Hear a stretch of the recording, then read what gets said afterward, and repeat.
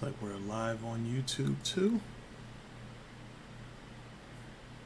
So we're gonna wait a little bit for people to come on in the room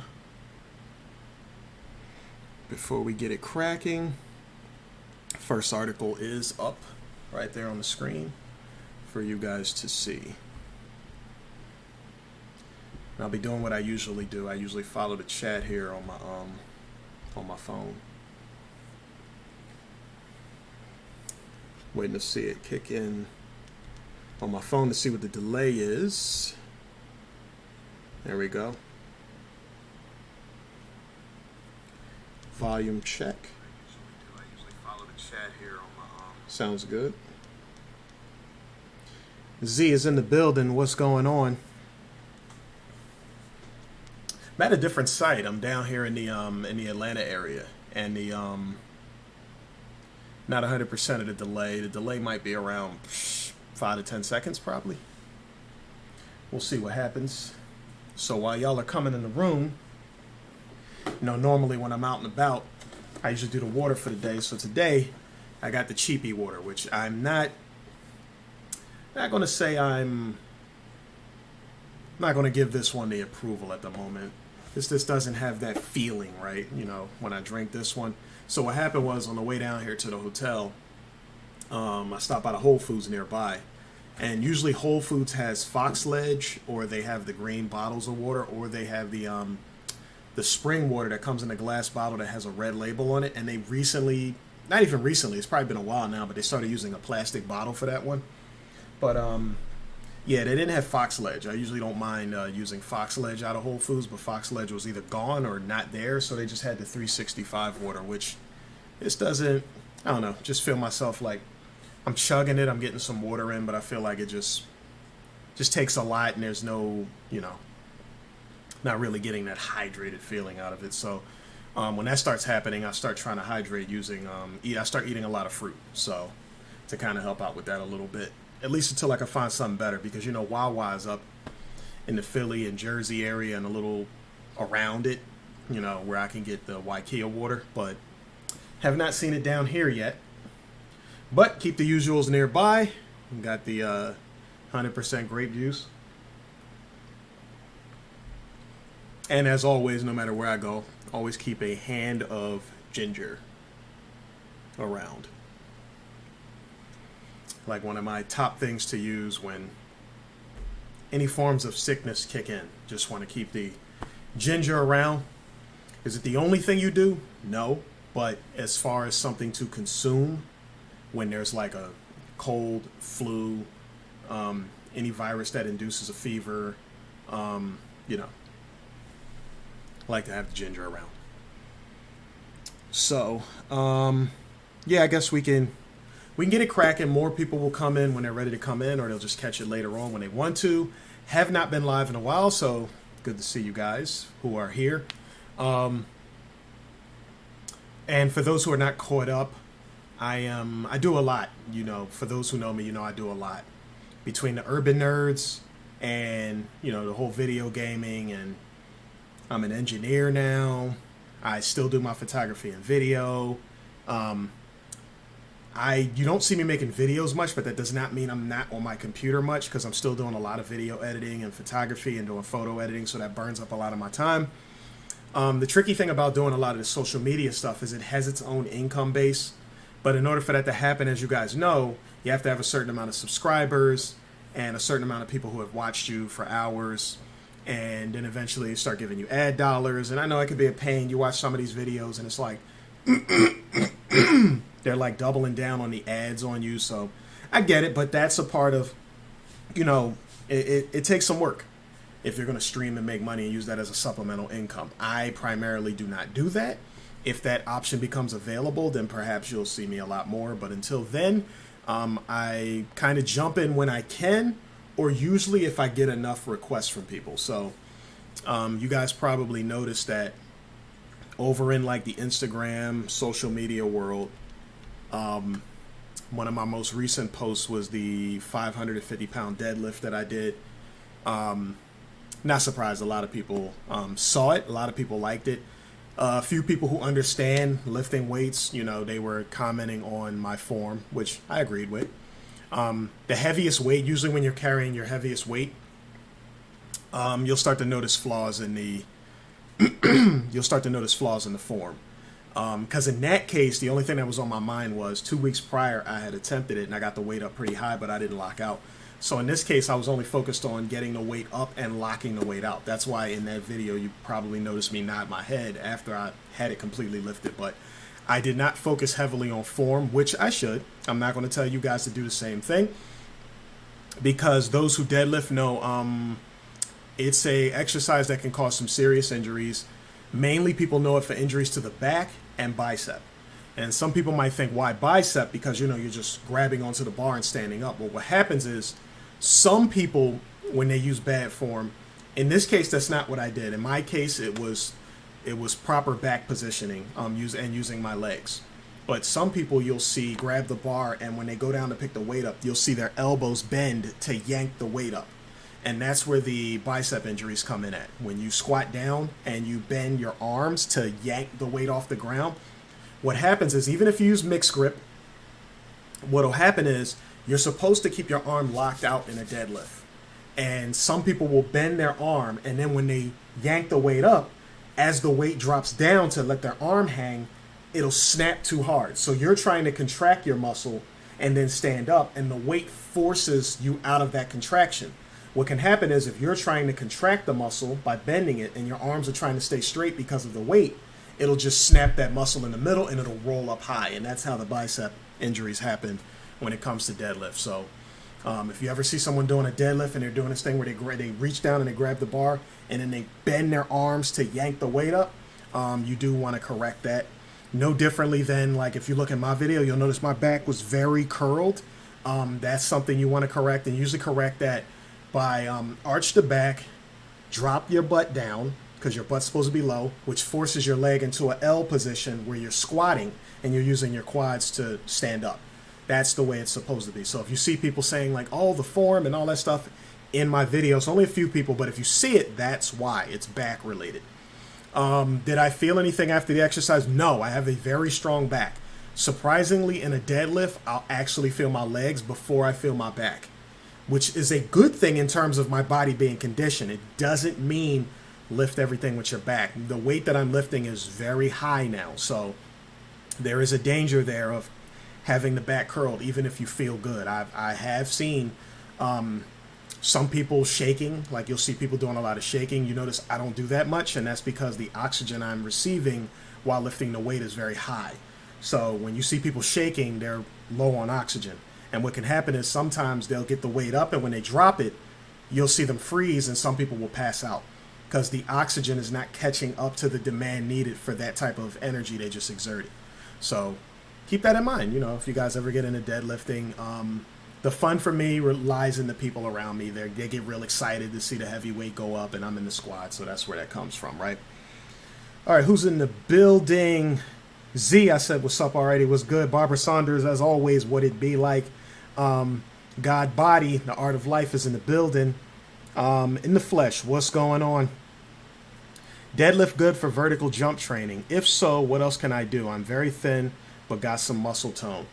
If you are, okay, that's actually a good question for me because my legs are, I'm very high up when it comes to the legs. I was able to dunk when I was in the 8th grade. At that time, I probably weighed in the 150, 160 area, still 5'10". When I went to college, let's just skip the intermediates, but in college, I averaged about 185 to 195. I didn't really jump 200 until I got out of college. You know, the desk jobs and the career stuff kind of comes in, and then you stop working out as much. So, but when it comes to training legs, the best thing you can always do is always let the majority of your work be in the position you're trying to use it in. So if in the case of basketball, you want to do a lot of, you definitely want to have a basketball in your hand and do a lot of running and jumping towards the rim. The tip I'm going to give you that I tell to everybody is, if you're trying to jump higher, always aim higher than the height you're trying to jump for. A lot of people are like, they're aiming for the rim. Can I grab rim? Then when they can grab rim, they're trying to get high enough just to put the basketball in. To progress your exercise further, always aim higher than the mark. If you really want to dunk, start aiming for the top of the square above on the backboard. Aim for the square on the backboard. So to the top of it too. Like start aiming for that. You're aiming higher than the rim. So when it's time for you to dunk, you're not fooling too much with timing. You're already clearing the area. You just have to focus on putting the ball in the actual hoop. Deadlift, yes, is definitely a good exercise to incorporate because it is if it's done right, it's a quad-driven exercise. You don't have to, but I have a tendency to lower the weight slow. I don't like let it go and let it slam down. I kind of like to use the reps and lowering the weight slow as a part of my lower back workout. You guys notice when you work your lower back out, you start to get this tightness. Call it the 11s. Like if you're massaging someone's lower back, right? You always move your fingers and hands away from the spinal cord. That gap down the middle where the spine actually is, you don't want to put pressure on that. However, when you work your lower back out, the muscles get weak, and the job of the muscles in the back is to hold the spine in the proper position. So when you feel your muscles tighten up, they're tightening up and holding onto the spine in its proper position. So that's an important thing your body does, which is why I'm not the biggest fan when you have back issues and you go to the hospital and they give you a muscle relaxer, and then they give you a steroid, and then they give you a painkiller. So it's almost like saying, yeah, those muscles are supposed to hold your spine up, but let's weaken them so it doesn't hold it straight. It holds it kind of noodly. And then let's give you a steroid and, something inflammatory, and then let's give you a painkiller so you don't feel what's actually going on. It has its reasons. There's always a reason for medication. I had this discussion with somebody the other day. When you're talking about medications and medicines that doctors give you, they're usually trying to save something by turning something else off. So in the case of high blood pressure, you have ACE inhibitors, angiotensin converting enzyme inhibitors, because that's a part of the chain reaction that makes your blood pressure go up. Why do they give it to you? You would say, or your parents would say, or somebody elderly who's on the medication would say, oh, this is to help to bring my blood pressure down, to control my blood pressure. The truth is, it's meant to help your heart. Blood pressure goes up because heart works harder. If the heart works hard for too long, heart becomes weak, no heart, no body. So blood pressure doesn't matter anyway. So the key is to not let the heart get so weak that it cannot beat to the necessary rhythm to get you the oxygen into your system. So the key is to not even get yourself in that situation at all. And if you are in it, to get out of it. Because when they say, oh, I'm going to be on this medication for life, I'm not going to come off it. When you hear that, the assumption is it's almost like someone saying your blood pressure is never going to come down. And at the same time, trying to tell you that your age could be the reason your blood pressure is higher. Blood pressure is higher because heart is working harder to do something. The heart is built to do that. It is a part of cardiac activity. That's why you do cardiovascular exercises, to strengthen heart and lung capacity. When the muscles are stronger, it can handle a greater load of issues, let's say that. So you want to have the stronger heart, you want to have the stronger lung capacity for the sake of your body, because oxygen means a lot, okay? So I hope that makes sense. Oxygen, oxygen, oxygen. Oxygen is in blood, and by breathing, we get the oxygen into the blood so that the blood can carry it around the body and oxygenate parts of the body. This is going to be important because later on in the stream, I'm going to talk about hair, and that's included in that, okay? All right, Cuz is in the building. Shane, would it be like True Fist of the North Star? Would it be like?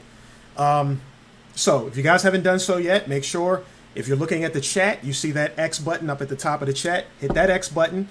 And once you hit the X button, you're going to see the thumbs up button below my logo. Hit the thumbs up button. And then right next to the thumbs up button is the live chat. You come right back to the live chat. So don't forget, hit the like button, because the like button shows people how much you consider this type of content. And when you start searching for the content, there's a greater chance that when I go live, these videos will pop into your feed. So it's all about algorithms, right? All right. Let's get to, before we go back to talking, me ranting and raving on the weightlifting and the health stuff. Feel free to ask more questions later on about that. But let's get into one of our articles. You guys probably heard about the train wreck in Ohio. So I got some articles here. In a nutshell, just to summarize it before I go through the articles, train holding very toxic chemicals, a lot of chemicals used to make plastics and paints and stuff, derailed and spilled into the local community. Somewhere around like, what they say, 4,600 yards or something like that. Like a lot's been cleaned up from this specific wreck. The article you see on screen right now is showing you that there was some audio apparently leaked out that says that, well, let's just read it for what it is, right? Leaked audio reveals United States rail workers were told to skip inspections as Ohio crash prompts scrutiny to the industry. So as you can see, they're clearly for the company running the trains, they're people really want some type of consequences, right? Consequences to actions. Now, I'm gonna read a little bit of the article, right? They got a little subcategory here. Employee says manager told her to stop marking cars for repair as Ohio derailment brings hard look at industry's record of blocking safety rules. Now, it's funny. The reason these checks and balances is funny. There are certain things that have checks and balances that are in place, whereas the danger may not be, widespread, meaning or consistent. It does not happen all the time. It's weird. People sometimes don't want to do safety things because of the rare chance of it happening. And then you wind up having a rare chance of it actually happening. Like, for instance, I work for an engineering company. And when you're dealing with main power boxes, you're supposed to wear your arc-rated gloves. There's a specific type of rubber gloves you wear. And then just to not damage the gloves, you might put like a leather glove on top of it, because what will happen is when you pull that hinge to shut that box off or on, it might blow. And it blows so bad. It doesn't matter if you're the greatest boxer and all that stuff in the world. You're not slipping this.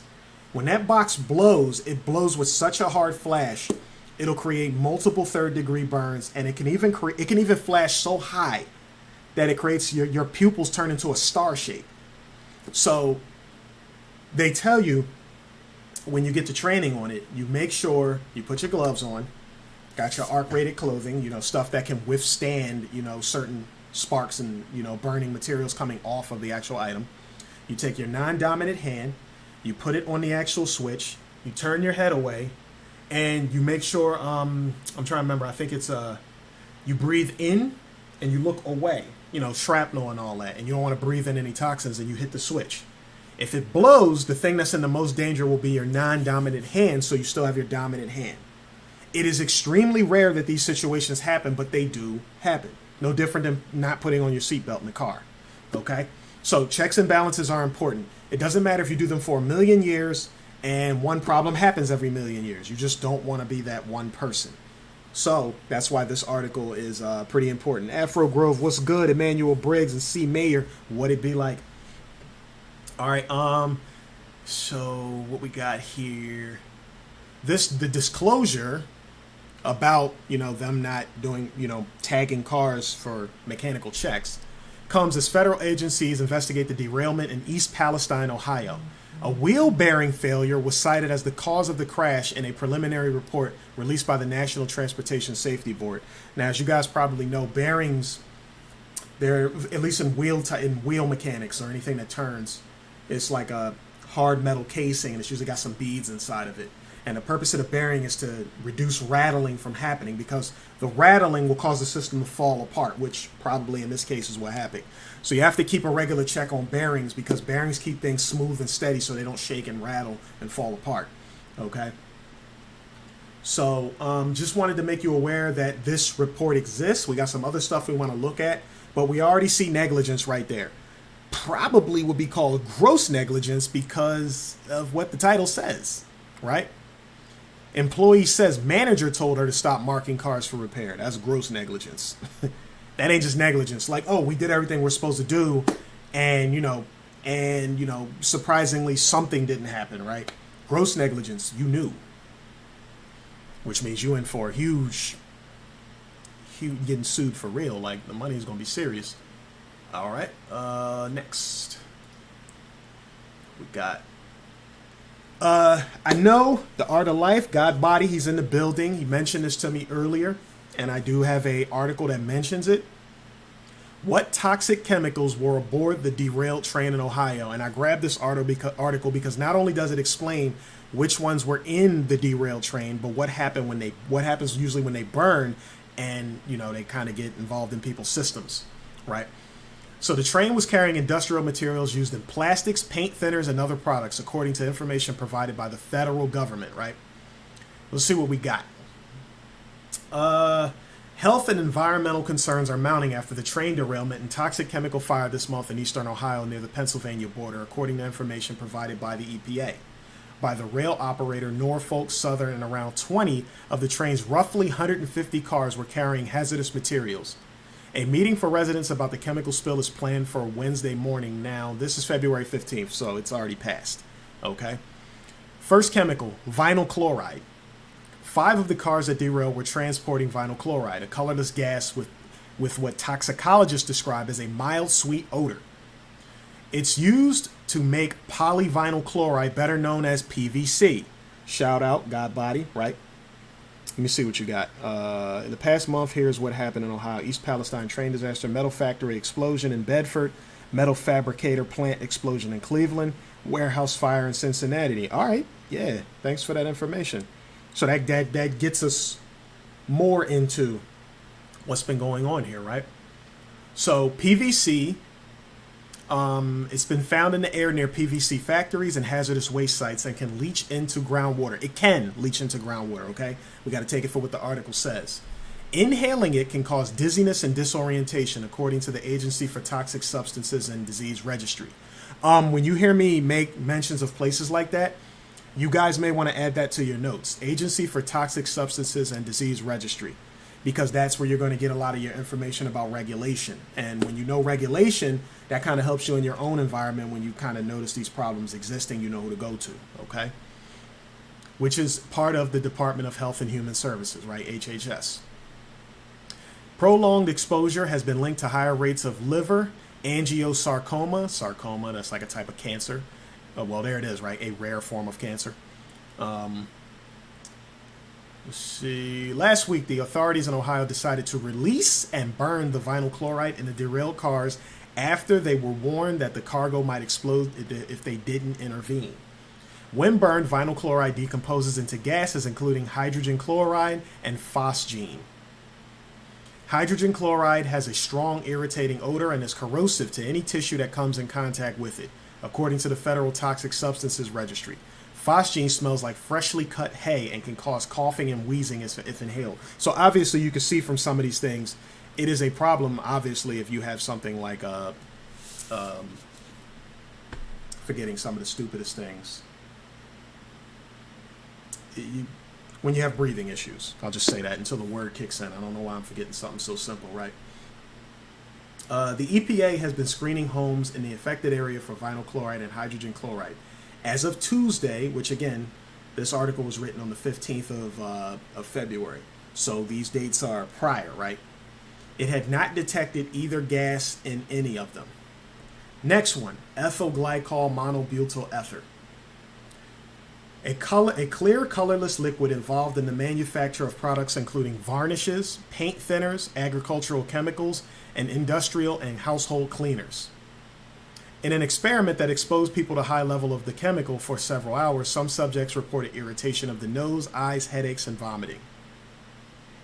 According to the document by Norfolk Southern to the EPA, the status of the train car carrying ethylene glycol monobutyl ether was unknown.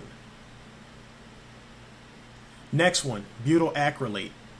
The derailment caused one car's entire load of butyl acrylate to be lost, according to the document from Norfolk Southern. It's a clear, colorless liquid with a strong odor, and we're right here, right? With a strong odor that is used for making paints, caulks, and adhesives. It can cause breathing difficulties and irritation of the eyes and skin. Ethyl hexyl acrylate. A car carrying this substance was breached in a derailment, and Norfolk Southern said it was unclear how much of the product had been in the car. It's used in making paints and plastics and can irritate the skin, eyes, and respiratory tract. One car carrying isobutylene, which is the next one, is a flammable gas with a petroleum-like odor. It did not appear to be breached in the derailment, according to Norfolk Southern. It's used in the production of isooctane, a component of some gasolines. Breathing it in can cause dizziness and drowsiness. So those are your primary chemicals, and generally, for at least one of them, what happens when you burn some of those chemicals, right? Thank you, True Fist of the North Star. Asthma. Yeah, estimated 44,000 animals died. And this is where, as I keep going forward, it's going to get a little weird because you're going to listen to how people were responding to the situation, right? Which would be in this next one, right? Ohio governor, congressman, and EPA chief drink tap. Ohio governor, congressman, and EPA chief drink tap water after toxic derailment. You know, you got to do your political thing, right? The Ohio governor, head of the EPA, and an Ohio congressman drank tap water from an East Palestine home to demonstrate the water there was safe. The water there was safe. This comes after suspicions from residents and elsewhere about the water quality following a train wreck involving cars carrying toxic materials. Final water testing results released on February 17th by the Ohio EPA said the water was safe to drink and showed no detection of contaminants associated with the derailment. The EPA said it had tested indoor air quality at 550 homes so far. It's funny, that's coming right after talking about water. It's talking about how many air quality homes were checked. We know that the science says that East Palestine is safe, but we also know that residents are very worried. They are asking themselves, is my headache just a headache? Or is it a result of the chemical spill? Are other medical symptoms caused by the spill? We already read up on that, right? Those are very legitimate questions, and residents deserve answers. About 4,600 yards of contaminated soil and 1.1 million gallons of contaminated water have been removed, DeWine said at a press conference. In at least 2 homes, I'm going to drop down here, DeWine, Environmental Protection Agency Administrator Michael Reagan, and Rep. Bill Johnson poured glasses of water in taps and took sips on camera. One resident said he couldn't ask for more reassurance. Ohio Lieutenant Governor John Husted, an East Palestine official, also drank water last week after the tap water qualified tests were released. So, without going through the rest of the article, we're getting pieces of the puzzle, right? Of course, you, as a governor, you want to assure people that things are safe. But as we go forward in some of these articles, we're going to see we're not getting the total pieces of the puzzle, right? Because now we have people are getting sick from something. Former regional EPA admin claims feds not doing enough to serve residents after East Palestine train derailment. Now, this is February 27th. The other articles I just read you were actually before this article. So let's drop down, get this out the way. Why are people and their animals getting sick if officials declare the water and air is safe? It's a question officials responding to the train derailment in East Palestine, Ohio, still have not cleared up more than 3 weeks after the crash. KDKA spoke exclusively with a former U.S. EPA regional administrator who gave insight into what may be contributing to the widespread health problems. Judith Enq used to be the U.S. EPA administrator for Region 2, an area that includes New York State. She isn't a part of the response to the train derailment, but she knows what it's like to respond to a major disaster as a federal official. These federal agencies know what to do. They're not doing everything they need to do to serve the people. To start with, she said residents living in East Palestine should have stayed away longer after the toxic train derailment and controlled release of vinyl chloride. People came home. They had soot on their cars. You know, you get this little buildup and debris on your car, usually when some type of environment, especially like after 9/11, people who live close to the disaster area, you see all the soot and stuff sitting on top of the cars and all that, right? People came home, they had soot on their cars, on their garage doors, on their houses, and they likely began cleaning up on their own. That's a mistake. And this is funny that they mention this because I was saying earlier that I was just off air, obviously, but I was talking to some friends and I was saying, we need, how we got these people in the conscious community, right? We need a master chemist, not biochemistry, not biology, not physiology, a master chemist or a master toxicologist, poison control person. We need somebody who's kind of in our, who has a channel who goes over these things. I know there's people who teach the basics and stuff. Like I go over to Ninja Nerd, and in Ninja Nerd, I can learn a lot of stuff about basics of chemistry and stuff like that, which is fine. And how things turn into like a ATE, or like, you know, when different chemicals combine and what they can do. Now, I know when you get really good at it, you're going to want charts and, you know, and databases and things, because sometimes when, you know, like a poisonous animal or something bites you, you're going to want to go look up tables and information on those things, like what's the counter to the poison and all that stuff like that. So you want to learn these things because there's basic combinations that people will want to know. And at the exact same time, besides the basic combinations people want to know, by being an expert at it, you're going to always know where to go to research and get the fastest information. So it would help to have somebody in the community who's really good at that, you know, to the point where it's just second nature to them. Because there are people like me. I understand the premise behind it, the theory behind it, how to go about the study of it. But it would be nice to have someone who's already, you know, getting the message. If you guys hear that buzzing, that's me getting a message. You know, photography calls, but I'll call them back afterward. All right, what else we got? As of Sunday, responding to both. As of Sunday, the U.S. EPA Region 5 Administrator Deborah Shore, who is responding to the derailment, said the air both inside and outside is safe to breathe and the public water is safe to drink. This has been the case day after day since all forms of monitoring began. All forms, right? However, people in the village and communities miles away continue to say they don't feel like themselves, with headaches, sore throats, rashes, and nausea. They're confused. People are getting sick from something. So you can't say the air and the water are okay, because they're obviously not. Shore said that they are testing for vinyl chloride as part of air screenings, but they're not testing for all of the chemicals that were on the train. At a press conference Sunday, KDKA's Lauren Linder asked Shore if people could be getting sick from something they're not testing. You know, I'm not a medical professional, and we recommend that anybody who isn't feeling well, who shows symptoms of any illness, can seek out their medical provider, a doctor, a nurse, Shore said. Same goes for chemicals like dioxins that could have formed while vinyl chloride was burning.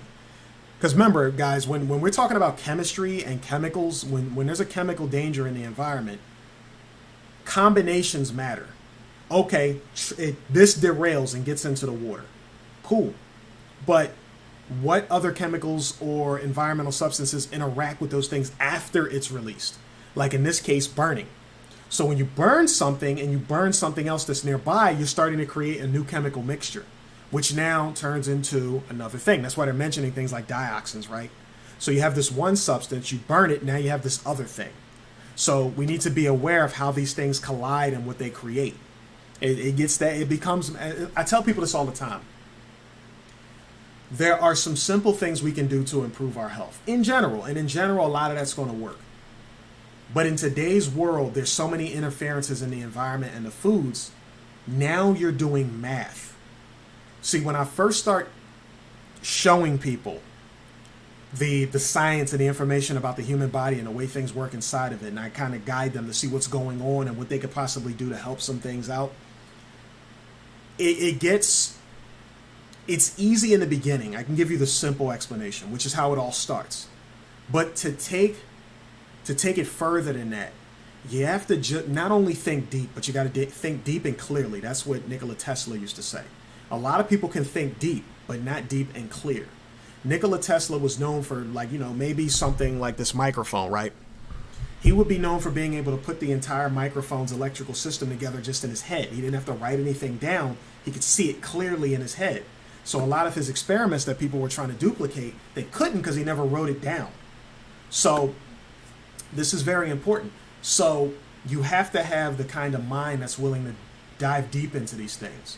There was a time when things were much more safe on Earth. There was no polluted water, no polluted ground. You could grow your food. You didn't have all this extra stuff in there. All this extra stuff now makes us have to do math. So you're asking, the fact that you would ask me a question like, what water should I drink? That's a problem. Because when I was growing up, we drank it out of water hoses and things like that. Now you need a budget for bottled water. Right? Sucks, right? Can't be sure you can drink it out the tap. There was a time where that wasn't an issue. So now math's involved. And then if you really start getting into it, you start looking at, parts per inch of mineralization in the water to determine whether that's poisonous or not. So we tend to try and do our best to look for pristine lakes and things like that, right? Let me see what y'all talking about over here. A tanker exploded today on a highway in Maryland. Yeah, damage control, public relations. Always, right? Politics has, they got the airwave, they got the media. If two people are shouting down the hallway, they're the big man shouting down the hallway. You're the little ant trying to shout down the hallway, and most of the people down that hall can't hear you. Control over the media is like that to the average person. We're all trying to really expand our footprint as people who care about the world to see if we can become big enough to shout down that hallway and people hear us. But you got to be careful. I talk to people about this a lot. We know about the dead holistic doctors. We know about during the current situation that we had in the past couple of weeks.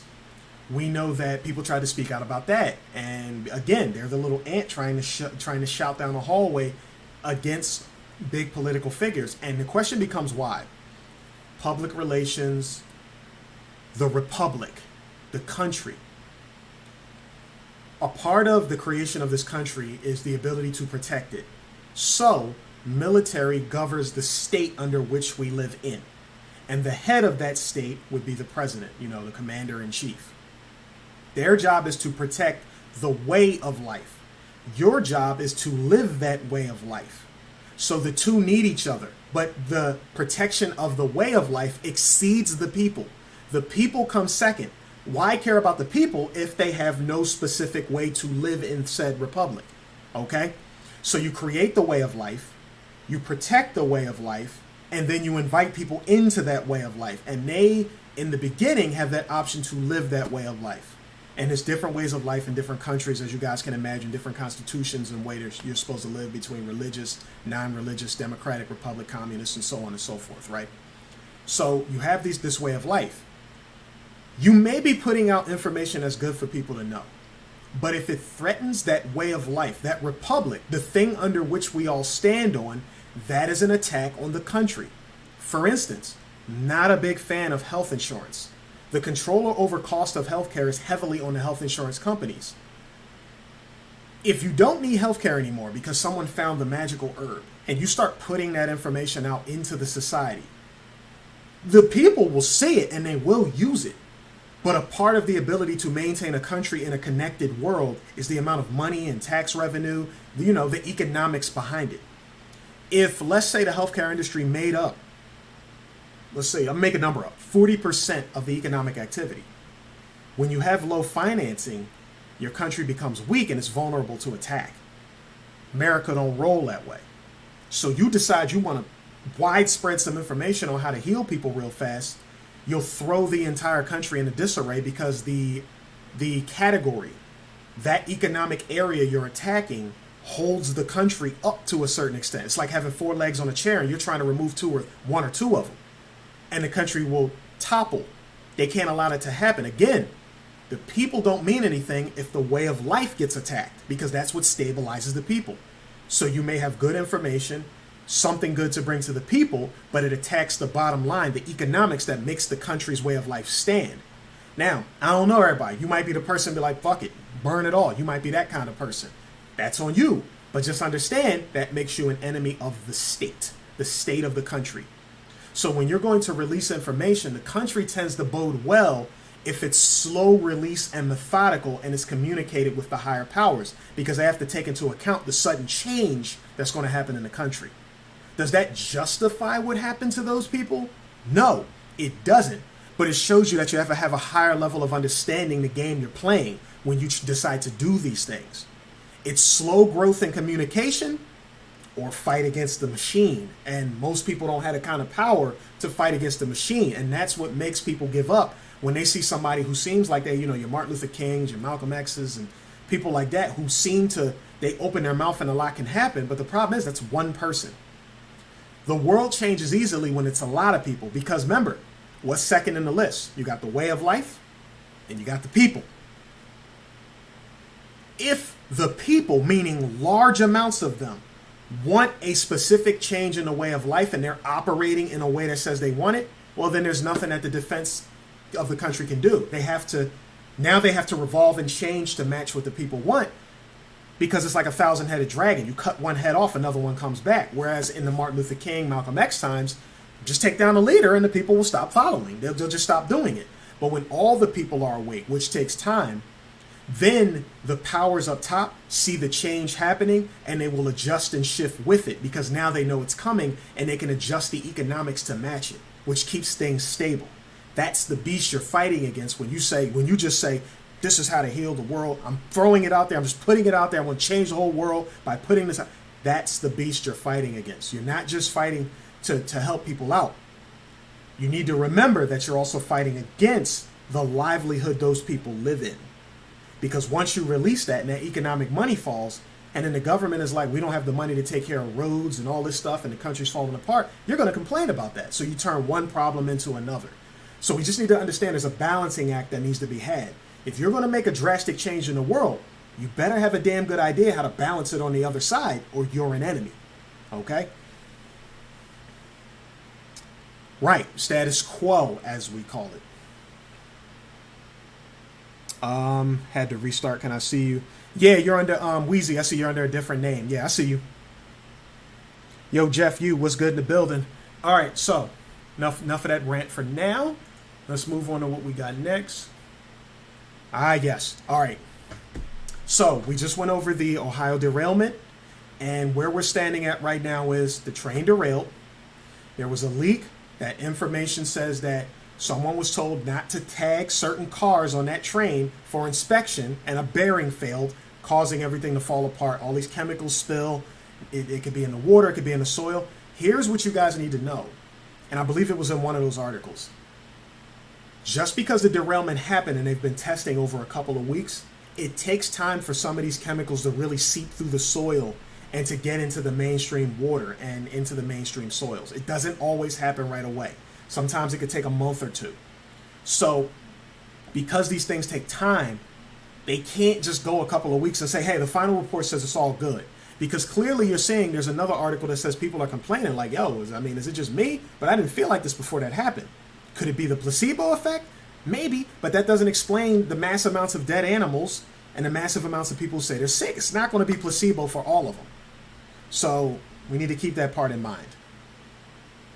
So with this one right here, I'm going to use selective language because I don't know how they're taking this. It's still weird. For those of you who've been following me for a while, back when this situation first happened, I put a video up literally on the day everything shut down. And that video talks about the language being used in accordance with this situation. Because what everyone was saying was, they were saying, experts are saying that this is how the whole thing started. And it's almost like they were marking that as the truth. And I'm saying, yo, since when does the consensus of experts count as truth? It might be best guess, but certainly not truth because you don't know. Mind you, that was a few years ago now. Look at the articles now. Again, we kept saying that this was going to happen.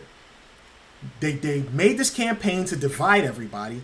Now that everybody's dividing, and here we are a few years later, you notice a lot of people start getting quiet all of a sudden because it's like, now what? We're here now. You got to go through that whole recycling of we here now. So why now everybody arguing about we here now, I don't want to hear it.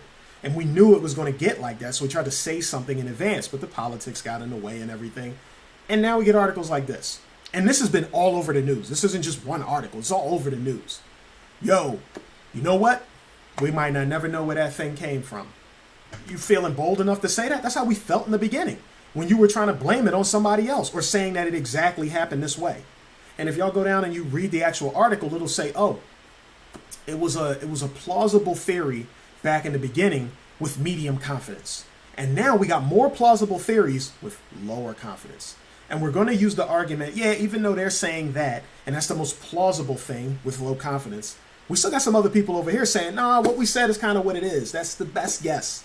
So even with this coming out, there's still that back and forth argument to the point where you get this response. You know what? We may never know where it came from. See, what's happening is our skepticism of the entire situation is being validated before our eyes.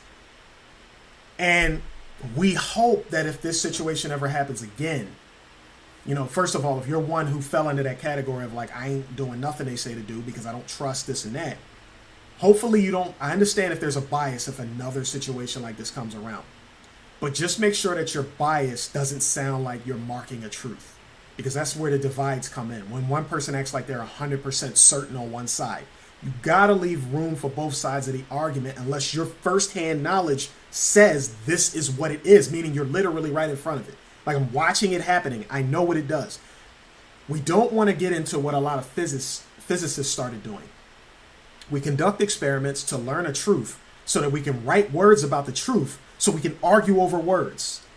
A lot of people argue over words and theories and stuff like that, scientific fact. Now, if you guys watch Bro Sanchez, I like something he said in a debate. He was having one of his flat earth debates. So, not my perspective, but I listen to it because I want to hear what scientists, they argue, because I understand the scientists to know what's going on in the argument. Bro Sanchez made one good point. He said, a lot of times in arguments, people want me to use their tools to make my point, and I don't need their tools. He was talking about gravity when he was talking. I'm just making a point, you guys, for the situation. I'm just making a point. Different subject, but I'm using it to make a point. He was talking about the force that makes things fall towards Earth. And the person he was going against wanted him to use, the theory of gravity, and gravity is gravity. And he's saying, I don't need to use your methods to prove my point. Neil deGrasse Tyson had a video of Neil deGrasse Tyson taking a microphone and dropping it to the ground. Gravity is what causes that to happen. So Bro Sanchez says, okay, but when I put helium in a balloon and I watch that joint rise, that whole definition falls apart. Now, we know in the scientific community there's going to be multiple explanations for everything. I don't want to get into all of that. But I thought at the very least he made a point. As a person who's studying natural phenomena, most of us as holistic people, that's what we do. We study natural phenomena and we build connections, and we test things on the natural connection, not on all the scientific jargon all the time, because that's another way of looking at it. We learn both so we can talk to both sides, so we can see what's the best method for both sides. For instance, painkillers help numb the receptors in your body that lets it know there's danger, something happening in a certain area. And there's two reasons to use the meds, even if you're not a fan of meds. Number one, we know how to solve the problem, and you're in so much pain you won't sit still or perform the proper things you need to perform to help heal. We give you painkillers to get through that cycle until the healing happens. Second reason, you have a problem that is so painful and so unbearable. We give you the painkillers because we don't have an answer, and we're trying to keep you comfortable while we find an answer. We'll either find the answer and solve the problem, or you may die while we're trying. Okay? So it has its uses. On the holistic side, our job is to just say, try and prevent it. It's really prevention. Try and prevent it as best as you can. If you can't, here are some herbs, some natural modalities that can maneuver the energy field to help you deal with it. So, you have a cold, and I give you a decongestant, an anticonvulsant. I'm turning off systems your body would naturally use. When I use herbs, don't necessarily turn systems off. I adjust the energy in the opposite direction pending the herb I'm using. For instance, herbs can be dry and wet. They can be dry, wet, cooling, heating, and then they got other terms and stuff you can go along with that, right? So if I have a cold, I can use a heating herb, meaning my body's probably trying to produce a fever. I can help it out by giving it a herb that moves the energy in my body towards elements that will make it heat itself up. I can heat it up dry, I can heat it up wet. If the person is using a herb, if they're having like a wet cough, too much mucus in the system, you don't want to give them a heating herb that also creates more mucilaginous material, because you'll clog them up even more, even though you're creating the heat. So now you may want to use a drying herb. You might get like a cayenne to dry it out. Cooling herb, peppermint, spearmint. You might even get things like eucalyptus, which kind of falls along that line. You get the herb that maneuvers the energy in the body, meaning we take this thing and this thing over here, or matter of fact, let's say the balance of my eye, right? And we tip the scales more in one area. Whereas with medication, we remove one area so that one area is dominant, okay? So you got to understand, you're talking about the movement of energy when it comes to herbs, whereas with medication, we shut down the energy altogether in many cases. Okay? So just understand that. Let me see.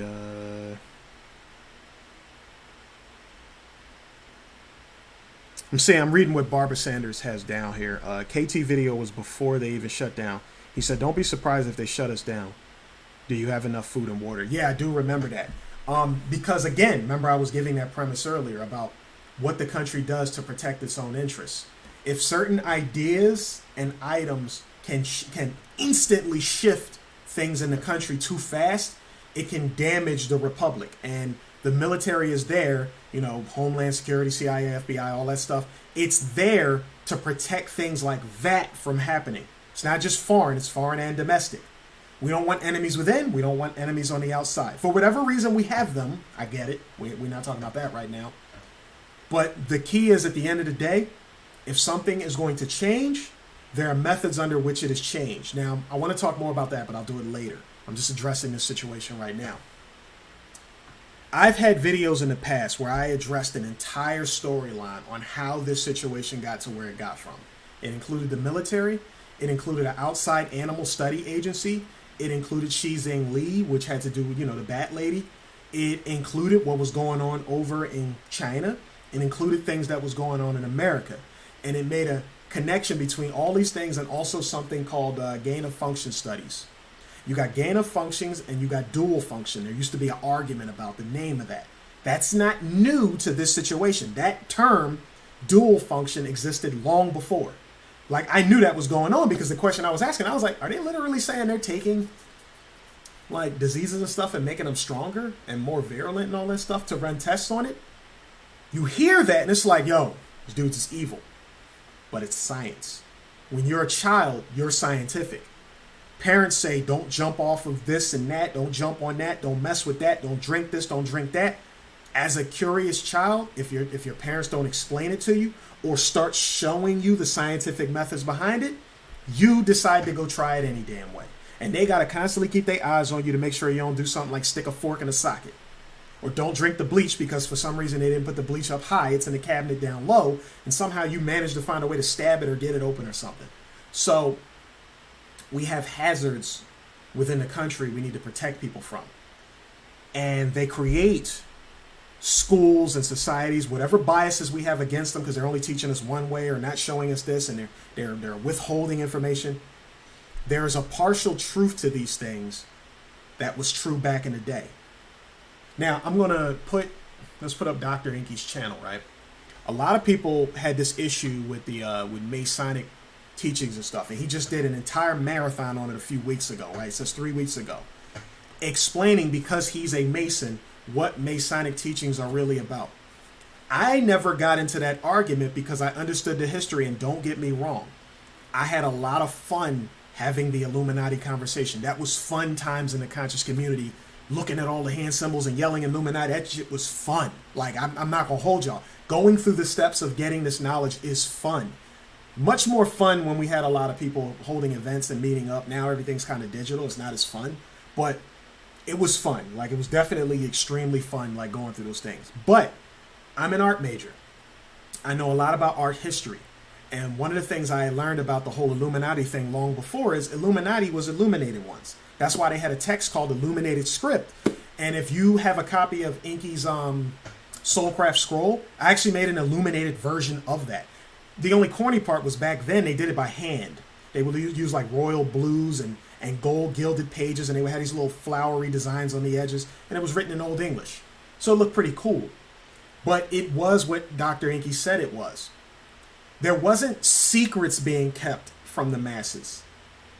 The stuff you call secret was because you had to shut up because of the Inquisition and people who were against that info coming out. And you have different governmental scales that say, we don't want the people to know or do or have these things because it would mess with the hierarchy of the country. So if you decided to give that info out, even if you were so-called secret society, you could get killed for it.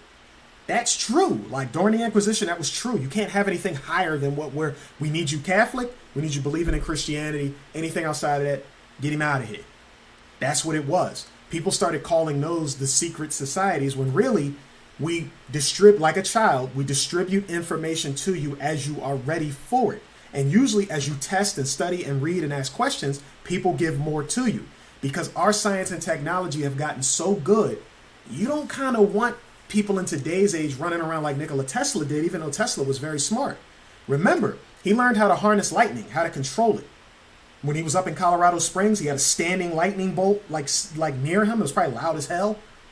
He was able to create a standing lightning bolt. And he said, my rotating magnetic field, I would not give that away for millions, thousands of dollars for any generation. He was like, that technology will stand for all time because everything is a rotating magnetic field.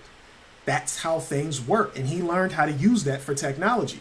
But the fact that he was in New York and tested a theory on that and cracked one of their buildings in half, that kind of stuff, and he ain't the only one. You got Eric Dollard, he was doing it too. Him and his friends used to find old street bulbs. And with the Farnsworths, he would do experiments with them. And they would learn, I remember he told a story where for about a tenth of a full second, they created a standing galaxy inside of an old light bulb, an old street light bulb, because they were that high into electrical theory. And then he said what happened was electrical theory started to get studied so well, and it started creating brownouts and stuff in the neighborhood from the kids who were studying it, that the government had to pull all that back. So they shut down RCA and all these different abilities to gain, like, you know, really good capacitors and stuff like that. So you couldn't conduct those experiments on your own anymore. You had to go through certain channels to have access to that kind of stuff. So that's what I'm talking about when I'm saying you got to be careful with the info you put out. You guys probably know.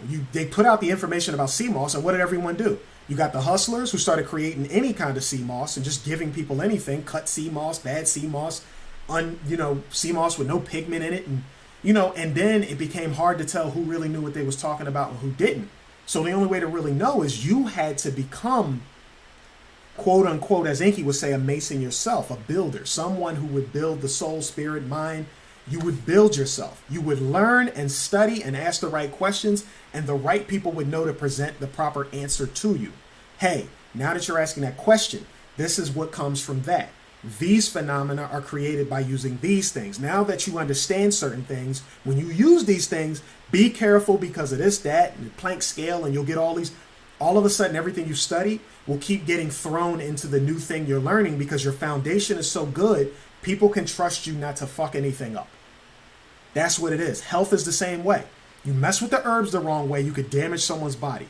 You start telling people how to run medicine and you're not trained in medicine, you could damage someone's life or body. Everything follows that truth. Finding an answer to something and just throwing it out there to the entire world is not always the best possible way of going. People will call that secretive information, but it's like, no, it's privy to anyone who has the mindset to go study, learn, and have these things revealed to them. In the Bible, it will say, knock, and it shall be opened unto you. So, right, not everyone is responsible enough, Art of Life, to handle the information. So I want us to always understand, I am here to help you keep a balance in the truth. There are a lot of people who talk stuff that sound good, it's correct in theory, it's correct written in a book.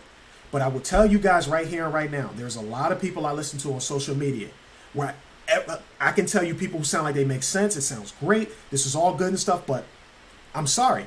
I need you to start producing things in front of my face or teaching me how to do it in front of my face. You want me to pay? Cool. If I can't afford it, I just can't afford it.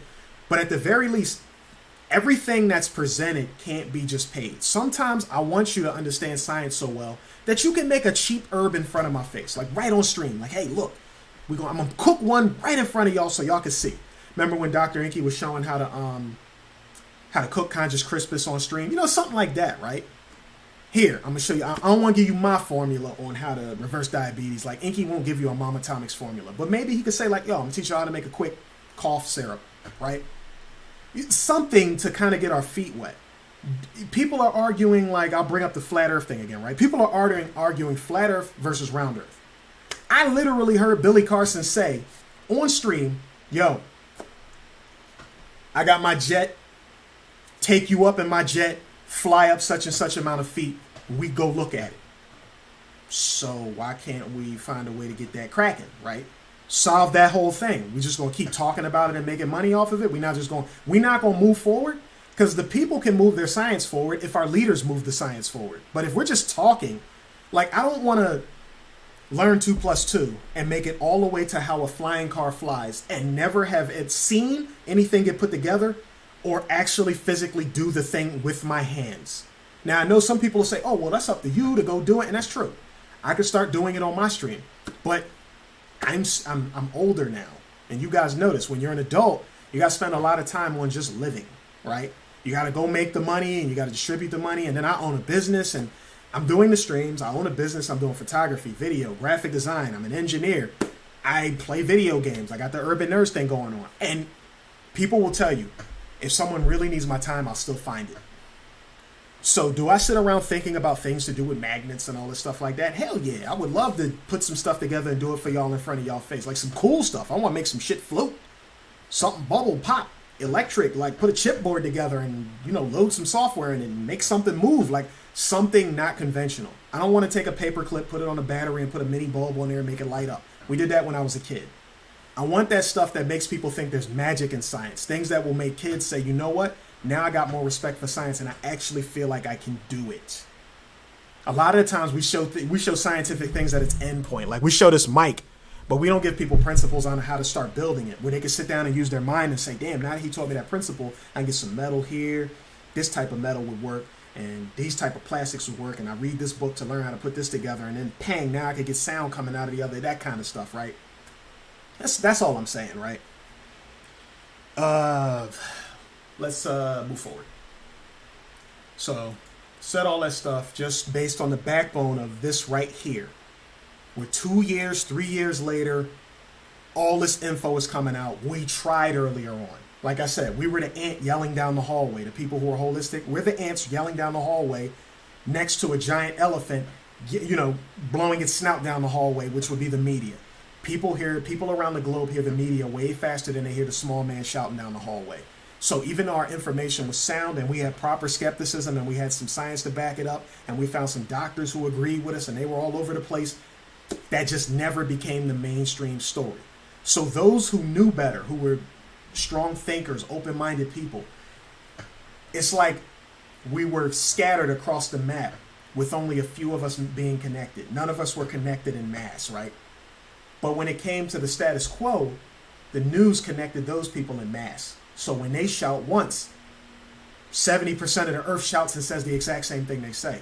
When we shout, you hear a noise every now and then because we're not all connected.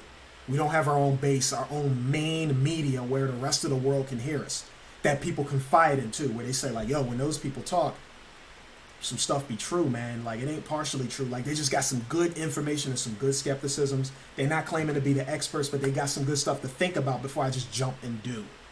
Right? We need that kind of thing. In our own communities, we have that.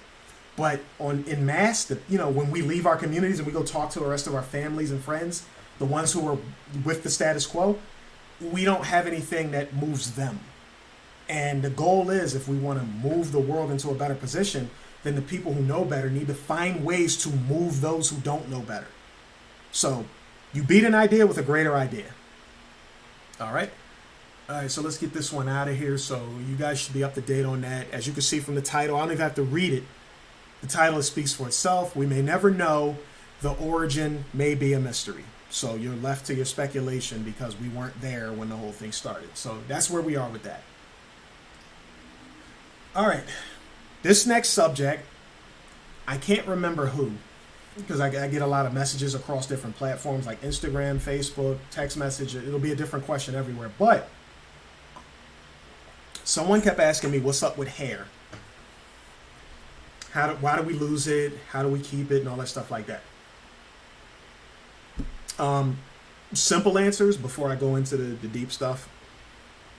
Hair is highly attached to where your genetics comes from, how well you keep your nutrition, and how stressed are you. On the far end would be your environment. For instance, your hair will grow faster when you're in a warm climate, like when it's warm outside, because hair has like a protection factor to it. So when you're in a warm climate, your body will grow more hair to cover up certain things. Like, you hear a lot about melanin, but the UV rays and stuff like that can have an effect on your scalp. You don't want the sun consistently beaming down on your head, so that's one of the reasons we have hair up here and in areas that get hit with sun a lot. Like if you were to look at a human body from a top down, you generally have hair where the sun right on top of you, UV rays hit the easiest.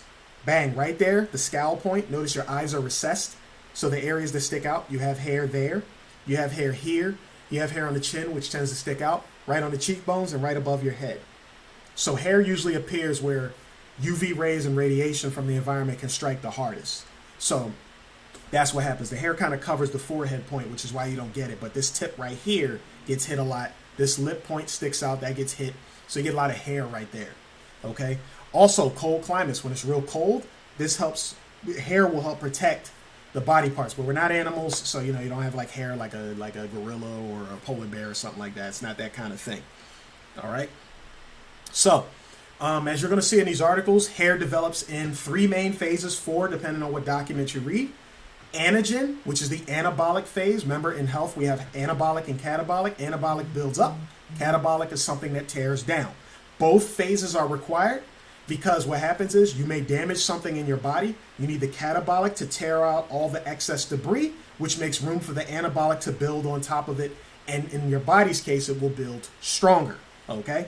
Got to keep that in mind. Pressure on the body, proper pressure, gives the body a signal to build back stronger to withstand said pressure. And I say said pressure because the pressure could come from weightlifting, getting hit, different types of pressures. Okay?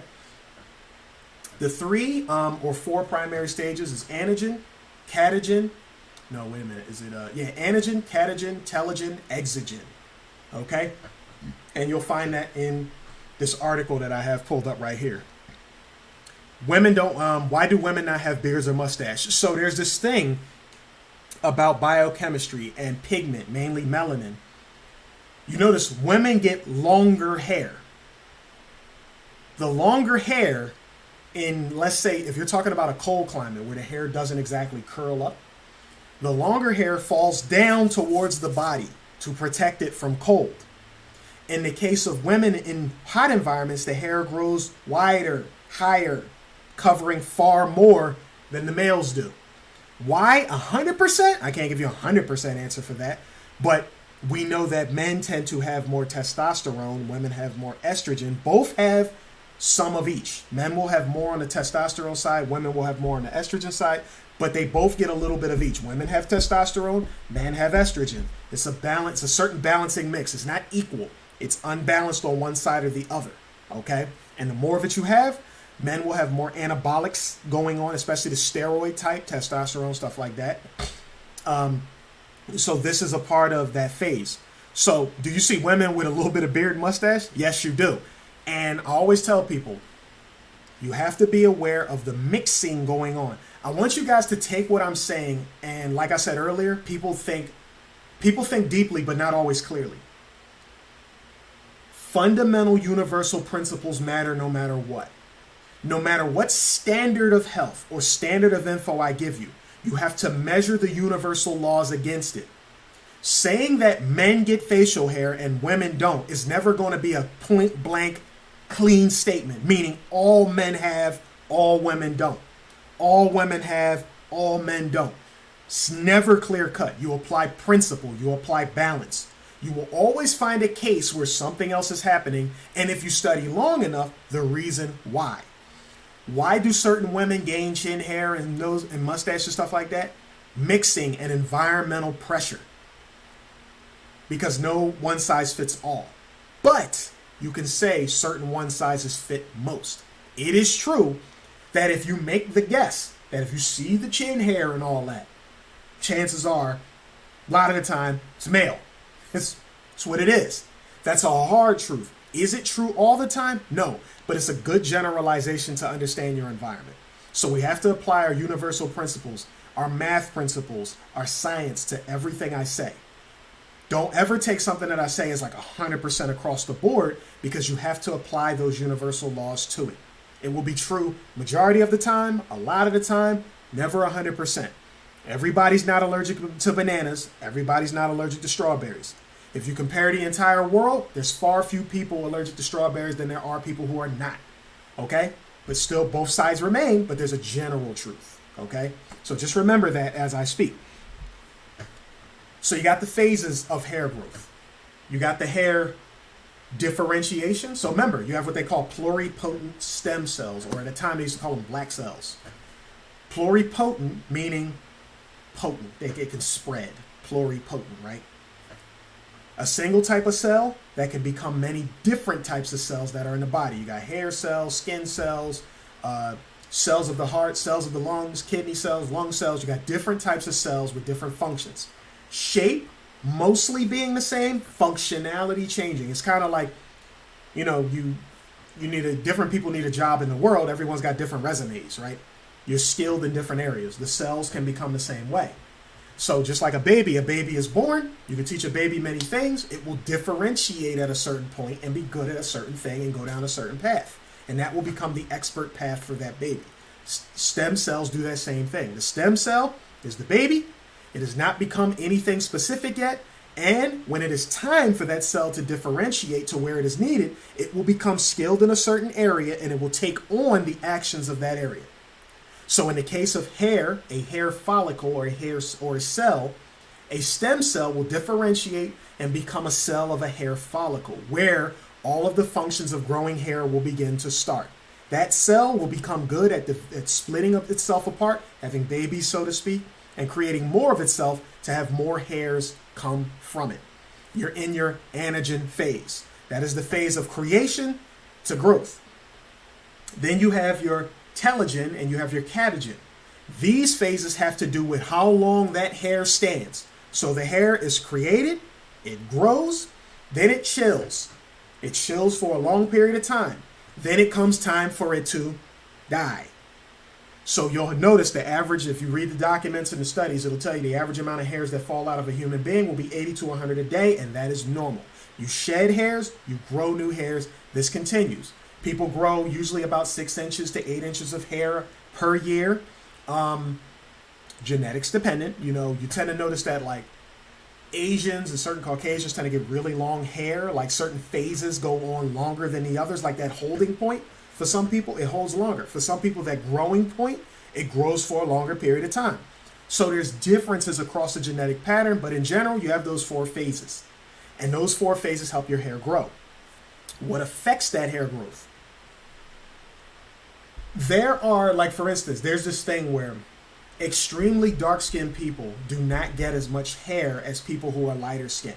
So like take for instance my skin complexion, and maybe somebody from Syria or like the deep Sudan areas, chances are they may have nowhere near as much hair as I do. If I'm getting hair on my body, they probably are not. They have so much melanin, they have a certain set of natural protection from the radiation in that environment. Therefore, they don't need as much hair. So those are one of those fundamental variables you need to know about when you're going to start talking about hair and people coming from different climates. George is in the building. What's going on? Sorry, give me a second. I'm going to finish my point. I'm just reading these comments as they come in. If possible, can you speak on how to pack on weight on a fruit fast? Hope I'm not off topic. What do your diet consist of keeping your weight? Okay, I'll go into that. All right, let me finish up the hair stuff because hair has got some stuff to it. Someone sent me this question when I put up the sugary and sweet slides I put up on my Instagram for people to understand how much sugar you need and what you should eat. That this question about hair popped up after that. So you got your phases, and what happens is you notice some people go balding and they wonder why they're going balding. There's a few answers to that. The type of balding is one thing. For instance, when I was younger, we had this thing, I don't know why, people would put out mattresses they're not using anymore, and our friends would use it to flip and jump and bounce on and do gymnastics on. A lot of us would eventually wind up with ringworms. And if you ever had ringworm, it's like a rash that presents in a worm pattern, and wherever you get them at, if you hold them long enough, and it don't take too long, probably a few days, you'll start losing hair in that area. So we would use things like, for me, it was Blue Star ointment. Blue Star ointment just knocked that shit out. There was something else that one of my family members used. I can't remember of it. It was like a red and white tube, and they would put that on there and it would do it too. But it could knock out a ringworm pretty easy. But ringworms would cause patchy losses of hair. That was one of them, and they have a name for it called tinnitus. It's some weird name, 2-part name for it. But You would have that. Stress is a huge one. Now, to explain stress, because everybody will be like, people will always have this comparison game. Well, how come this person has it and that person doesn't? Shapes. I did a lot of streams, probably last year or the year before, where I kept talking about how important shape is. When you talk about the world, who's smarter, who's stronger, who's this, you get into these arguments that appear next to race where people want to say we're all the same. You change the subject line, and all of a sudden we're not all the same anymore. You have to respect our differences just as well as you respect our similarities as people. Humans have brains and brains can think. Not everybody is smart. We're equal because everyone could be smart, but we're all not. When it comes to biochemistry, we all have eyes, nose, mouth, hair. We have those things. But you have to ask yourself, why don't we look the same? But we all got a heart, lungs, kidney, liver. We have those things, but we don't look the same. Because the materials that make up our body come together in different shapes. And because you have a different shape, you're going to have a different path of functionality. One man smokes for 80 years before he gets cancer. Another smokes for 30 and gets it. Because the shape of your body makes chemicals, whether good or bad, take a different path in your body. But it's weird because with herbs, that doesn't fall, it's not so simple because in herbs it's more stabilized. But when we're talking about sickness, what a poison will cause, smoking causes the problem whether you get the lung cancer at 80 or 30. The problem causer is still the same. The time changed. Why? Because the shape of your body can make toxins and chemicals take a slightly different track. And then you have to take into account the history behind your genetics. Some people's body in their environment probably encountered more smoke and toxic chemicals, hence their genetics developed a faster working defense system for it. But a defense doesn't always mean riddance. Sometimes it does, sometimes it don't. That's like people controlling alcohol, right? Some people's bodies can rid themselves of alcohol faster than others because of the training that they've got, the so-called training. But here's what happens. You take the poison, let's say food. The tumor winds up in your liver. Another person, it winds up in the brain. The causer of the tumor is the same, the food. And it could be the pork, it could be the beef, or it could be the grease over a long period of time. No matter how you put it, toxins cause problems. People are fighting over how the problem is caused, what problem they have, instead of just realizing y'all both fucking sick. You both need to stop. When you both stop, regardless of what sickness you got, you both become healthy. That's where we're equal. Smoking causes a problem. If one man gets it at 80 and one man gets it at 30, the answer to both is to stop smoking. The path that the smoke takes is where the difference is. And there's only a different path because we look different outside, which means there's a difference inside. When you get polyps and tumors and all that stuff, your body is literally saying there's an overabundance of bad stuff coming in. We got to shove it and tuck it away somewhere where it's not dangerous. Eventually, you can shove it and tuck it in the fat cells, but so long before it comes in faster than it can be processed. Now you got to create quick fixes. Just stuff that little toxin over there and there, and that becomes your little polyps and cysts and tumors and stuff. You get these little craters that start to build in certain areas of your body. Your body's just shoving it to the side so that the toxins inside of it don't rupture and get in your system and leak. Hence the reason of the word metastasis. You can rupture a tumor and you rupture it and the toxins leak out and leach into other areas of the body. Hence, the cancer has spread. See? Shape denotes the path. That's what shapes are for. If you've been watching ENQI'S marathons, you probably learned about shape and path in the middle of that because we talk about it in terms of electricity.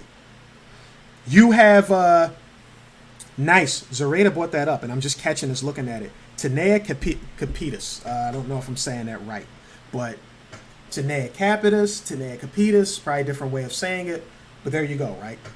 So you have different human bodies same parts, looks different because the same parts came together. The cells, right? The cells are the tiny pieces. The cells are what makes up the liver. So we both got a liver. But the shape, if we just zoom in real close, just like on your fingerprint, you and I have a fingerprint. It's keratin, it's got vessels and blood cells and everything inside of that finger. That keratin, that melanin, all those different things inside of there. But if I zoom in on that fingerprint, the shape is different. That's the reason why they say, yo, when you get arrested, you need the fingerprint. It's your fingerprint. So clearly, we're both humans. We both got eyes, ears, nose, mouth, liver, kidneys, hair, all that stuff. But something's different. We need to that matters.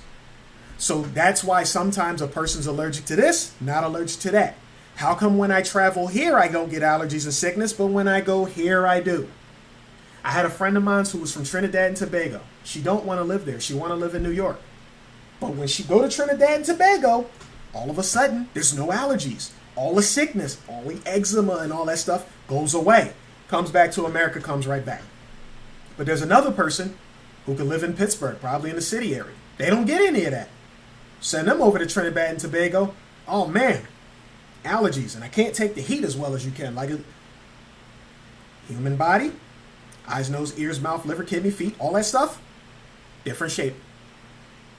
And that shape is built up by the code that it is given. And we call that DNA, RNA, the genetic code that each human has to build their body based on environmental pressures that the parents receive and that you're receiving as you grow older. Receive enough pressure on your spine, you'll start to curl over as you get older. If you punch lightly knock on a surface, a hard surface, or even a semi-hard surface like a towel wrapped over a tree, long enough, your body's going to start to build that bone back more denser. And that's why certain people have the ability to punch through things that other people can't. You hitting somebody for the first time, it's a good punch, but your hand hurt. Your hand don't take hits. There's not enough built up on that to be able to withstand it. Bone is piezoelectric, meaning compression of causes electric. If I say piezochromatic, like the pineal gland, compression of causes chroma, which is color. See? Scientific terms built for a reason. This is foundational stuff. So when I study different things happening in the world, I can apply my foundational knowledge to it to make sense of it, then run a test on it and see if I get the desired result. And that's the important part. You treat your health that way. You treat science that way. Shoot, treat your car that way. Know how it works. Form denotes function. That was a classic, right? Was it Bobby Hemmett or was it Phil Valentine who I first heard say that? Might have even been one of the other ancestral masters who said it. But yes, form denotes function. The form of a thing denotes how it functions. When you have a chipboard for electronics, that chipboard can denote the path in which electricity takes and how much electricity at a time goes into a thing. The principles remain the same, even though the technology looks complicated. The inside of it follows principles that help you build things. When you start to learn the principles of the pieces that build things, now you can build things. A capacitor, a solenoid, a starter, iron, copper, lead, zinc, magnetism, electricity, hydrogen. These things exist and they have properties, meaning a way that they work and a way they interact with things. I know if we start mentioning all the things in the world, you're like, man, but there's so many different interactions. Hence the reason we have griots and we have books. People who can pass things down to you to make it easier to understand. Religious stories, religious text stories, that is science in story form. The milk version is what a child receives, which is the story. The meat version is what the adult comprehends because of the stories they learned when they were younger. That's why when children get older and you start saying things scientifically or things they should do in life, they'd be like, oh, like that character in that story did this and that. Because the stories give hints on the more complicated stuff you're going to tell them later. Science works the same. You go to school, you learn low-level math, science, what did ENQI call it? The 7 liberal arts. You learn the 7 liberal arts and you start to elevate them over time and they unlock new doors for you to create new phenomena on earth. So for those of you who call yourselves spiritual things use energy. You understand spirit and practice spiritual things in order to manifest physical things. It doesn't have to be complicated. We want spirit to be so complicated. But spirit means nothing if it can't manifest a physical reaction. You're just talking out of your head. It's nice if you have some spiritual epiphany or some spiritual connection no one else has. You don't need them to approve of that of you. I know I'm rambling right now, but let me rock. You don't need people to approve of your spiritual practices. However, if you want people to approve of things you can do, you need to make a physical reaction out of said spiritual practices. Otherwise, why care? We're so groomed when we grow up to want people to believe in us and do this and that, and it helps. I'm not against that. That's human connection. But to be self-sustaining and understand how the universe works has its own gifts and what is it that I want to say? The enlightenment, the good feelings, the dopamine, the euphoria, all that stuff that comes with life can be found if you stay more scientific. Scientific is not separate from God. We have this thing where we want to act like logic and science is over here and God's over here. That's worldly thinking. The world makes us think that. Our spiritual practices manifest physical things. The intermediate between the two is the scientific practices, STEM. You consider things in the spirit, you practice them using STEM, you produce a physical result. The job of a human brain is to bring spirit into matter. That's what makes you a creator. If you don't create anything, you're not really that spiritual. You're just talking out of your ass to look good. I'm speaking the way I feel, I get it. But that's what I'm saying. You don't have to fight to make spirit and physicality so separate to make yourself seem special. If you practice spiritual things, make sure you're getting a physical result people can measure and see. And not something where it's like, well, I saw it, because that's for you. Don't argue with a person about what only you can see. Argue with someone who's standing in front of you and you have a common consensus to come to. Someone's sick, they need to heal. If I see a rash on their skin and you pray or do, what do you call it? When you use your hands to do the energy, or you want to do, all the things, because, we like to separate our healing gifts as like one is spiritual and the other is not. Like somebody being able to use herbs is not a spiritual thing because it's a physical thing. It's got to be like hand energy healing, or there's got to be something that's in the mind, like a placebo effect. We act like there's got to be a separation. There's no separation. It just has to be measurable so someone can learn it. If no one can learn it, it's your talent, it's your thing. You don't have to argue with what you can prove. If you're the type of person who says, my hands can do energy healing, I have a rash on my hand, you start doing energy healing and you heal me, and you say, I have no idea how to teach that, it just seems to be a gift I have, I believe you off the fact you gave me a physical manifestation, even if I could never do it. I cannot doubt you because you keep creating a physical manifestation. But if you say it can happen and you keep blaming me for not being you, I have a reason not to believe in you. You see what I mean? We have to become more practiced and fundamental. Our spiritual things need to produce physical results. If it produces it just for you, it's for you. Don't argue with people about what's for you and get mad that they don't believe in it. And we need to, you're telling people to learn a thing that only you seem to get a reaction out of. That's a waste of time. If you can teach it and get people to get the same reaction you can, good. Now it's something that we can grow our community with and start healing people. But if not, stay in your lane. Because I'm not saying it don't work. I'm saying you might only have a thing only you can do. Don't argue with the world about that. Just make sure you're using that skill and getting a result. Because if you're talking all this shit and you ain't getting no result, don't get mad when everybody attack you for it and act like it's fake and it's wrong and it's not the right thing to do. You're getting mad because they're right. When you say you can do something and someone's trying to make you prove it and you can't, they're right. And it's easier to just settle like, you know what? You're right. It's better to just give up your ego on that. But,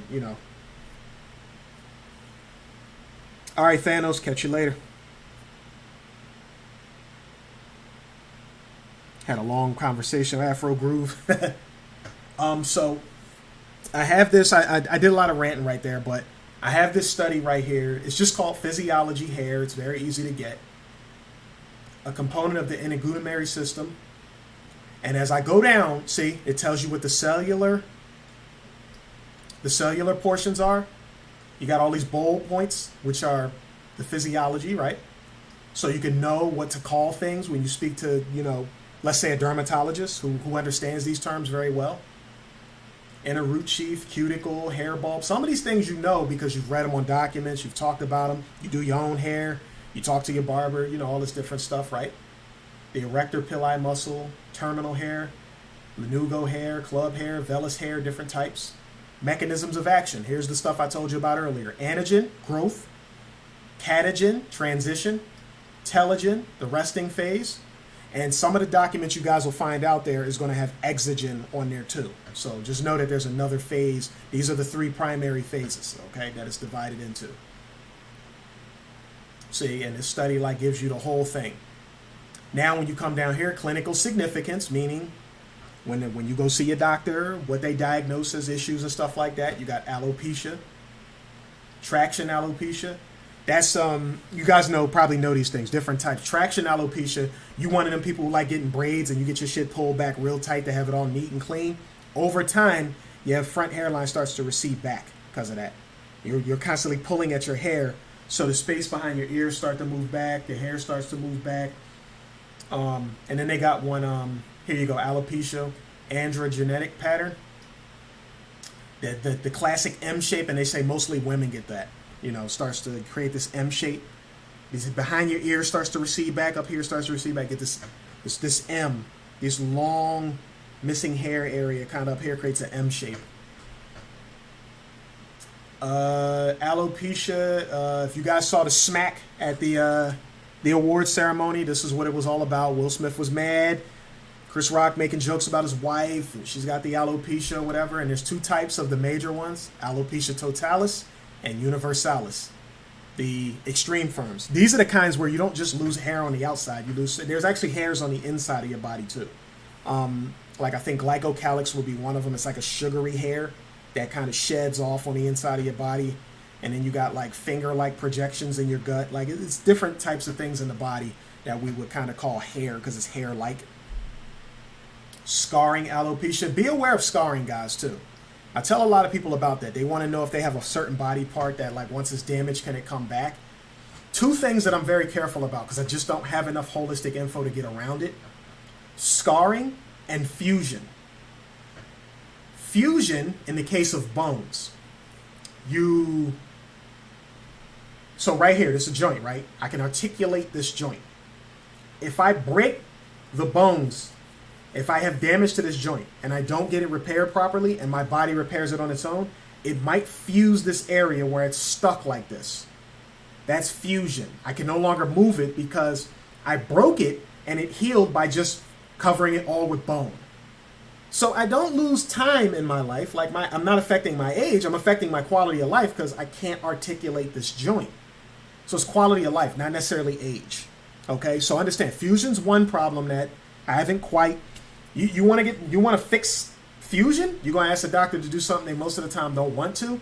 They're going to have to learn how to get really good at like bone and system grafting. Some stuff you might see in like the Aliens movie, where like the infrared can scan a place and then regrid the whole thing back the way it originally was. You'll have to have that technology come into play because a doctor would have to break it out of position and then look at the broken pieces and reassemble and shave and chisel. Because remember, it's fused. It's a new shape. It's not pieces of the original shape.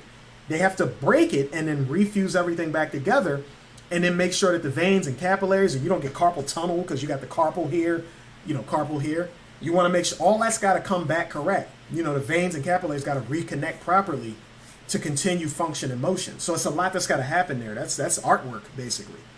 So I have an issue with fusion. Scarring. Scarring is when the vascular network in an area does not grow back. So when we talk about hair or skin, there's something called the keratinized areas. So areas where it's like, you ever get calluses? What happens is an area of skin grows and then it dies, but it continues to receive the oils from the body. That stacks. Those dead skin layers stack a lot. And that's what you call, when you say you got calluses, that's like stacked skin. And that stacked skin creates a tougher skin. There's no vascular network within that area. It's much deeper down. But when you get scarring issues, there's no vascular network, no veins, capillaries, or nothing running through there. So if you get like, let's say you mess your knees up, and you get internal scarring or internal scarring in the brain, that scar tissue is taking up room, but there's no activity going on in it besides it being just dead skin. It's not dead skin as in it's something dead inside of you. It's kind of like I said, it's like this.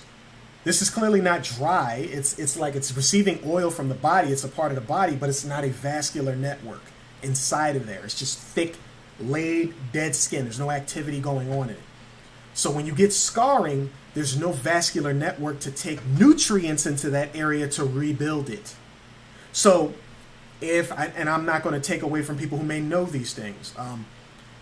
When you get a cut or gash that's so deep, sometimes you know it's going to come back as a scar. So I remember KT created, forgetting the name of it, it's a jar of like brown Vaseline-ish like liquid. And he said, usually if you get that as it's healing, you put that on there, it's helping to rebuild, to keep you from scarring. And it'll rebuild the vascular network because it has the proper nutrients and things being fed to that area. So those are the two cases where if you ask me how do you get rid of, I don't have an exact answer for you. Scarring and fusion. Those are areas where you have some form of healing, but it's not back to its original form. It's just not broken. It's just not functioning correctly. You see what I mean? It's alive. Like I said, if you break this and it fuses this way, it's stuck like this. You might have some finger movement, but that wrist doesn't articulate no more because the bones fuse through. It doesn't have the bone structure to make it articulate anymore, just fused up when it healed. The spine does that too. So if your spine fuses in certain areas, you lose the ability to do certain motions and, and exercises because you're fused up. So you're stuck in a certain position. And you'll see a lot of elderly people with that curved over look when they get older. They have spinal fusion up in the cervical area, which is a pretty dangerous area to get fusion.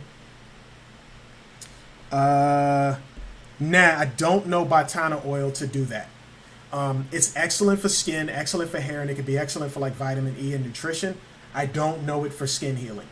Perhaps it's there, but in my studies, I did not find Botana oil for skin healing. For hydration of the skin, yes, like you could put Botana oil over a scar. It doesn't heal the scar, but that area will be sheening, like it'll shine. You'll be introducing like a liquid fat into your skin, that way. So you're doing that. You're hydrating it, but you're not necessarily repairing it from what I know about Botana. But, till further study, as far as I know, no. But yes, salve, the salvation is what KT called it. Thanks, Art of Life. It's called salvation. Like KT had a thing called salvation. I actually have that back at home. But after a while, when things sit long enough, I'll usually contact the person who made it and say, how long does it last? Because some things it sits long enough, I don't use enough of it or don't have a use for it. It's time to re-up. Like the seasonings in your cabinet. If you're one of them people who buy huge things of seasoning and you don't use it often, you're just trying not to go shopping again. When you pop that top open, if you got to stick your nose in that damn thing just to smell it, you need to re-up. Certain things don't last forever. Like seasonings are supposed to be like when you open a cabinet, like woo, like oh my god, like you damn near like you hold a bottle of turmeric powder and you put it down and smell your hand, you can smell it. Like it's supposed to be aromatic. If it's not aromatic and it's a seasoning that should be aromatic, it's old. It's not very aromatic, which means that when you try and use it for healing, it's not going to be very pungent. It's not going to give you the effect you're looking for. It's too old. Is skin hydration good for rashes? It depends. Because there are some, how are you hydrating it, right? Like, for instance, if you got eczema and you put an irritating type oil on that joint, it's going to start itching. There's certain things like certain plants, it's a liquid that comes out of it. You would think liquid means hydrating, but there are certain liquids that get on your skin and it causes a rash and it'll make you start itching. So not all hydration. Sometimes, again, shapes, right, Crypto? The shapes. You're eating proteins, and proteins is not meat. Protein is a protein is a protein. Protein is a shape that performs a function. Proteins can be in plants too. If a protein goes into your body, and the shapes that make up your body in your digestive tract, when those shapes reach a certain area of your body, if they don't interact well, causes an allergic reaction, which means you should not be eating that. This is the case of mixing.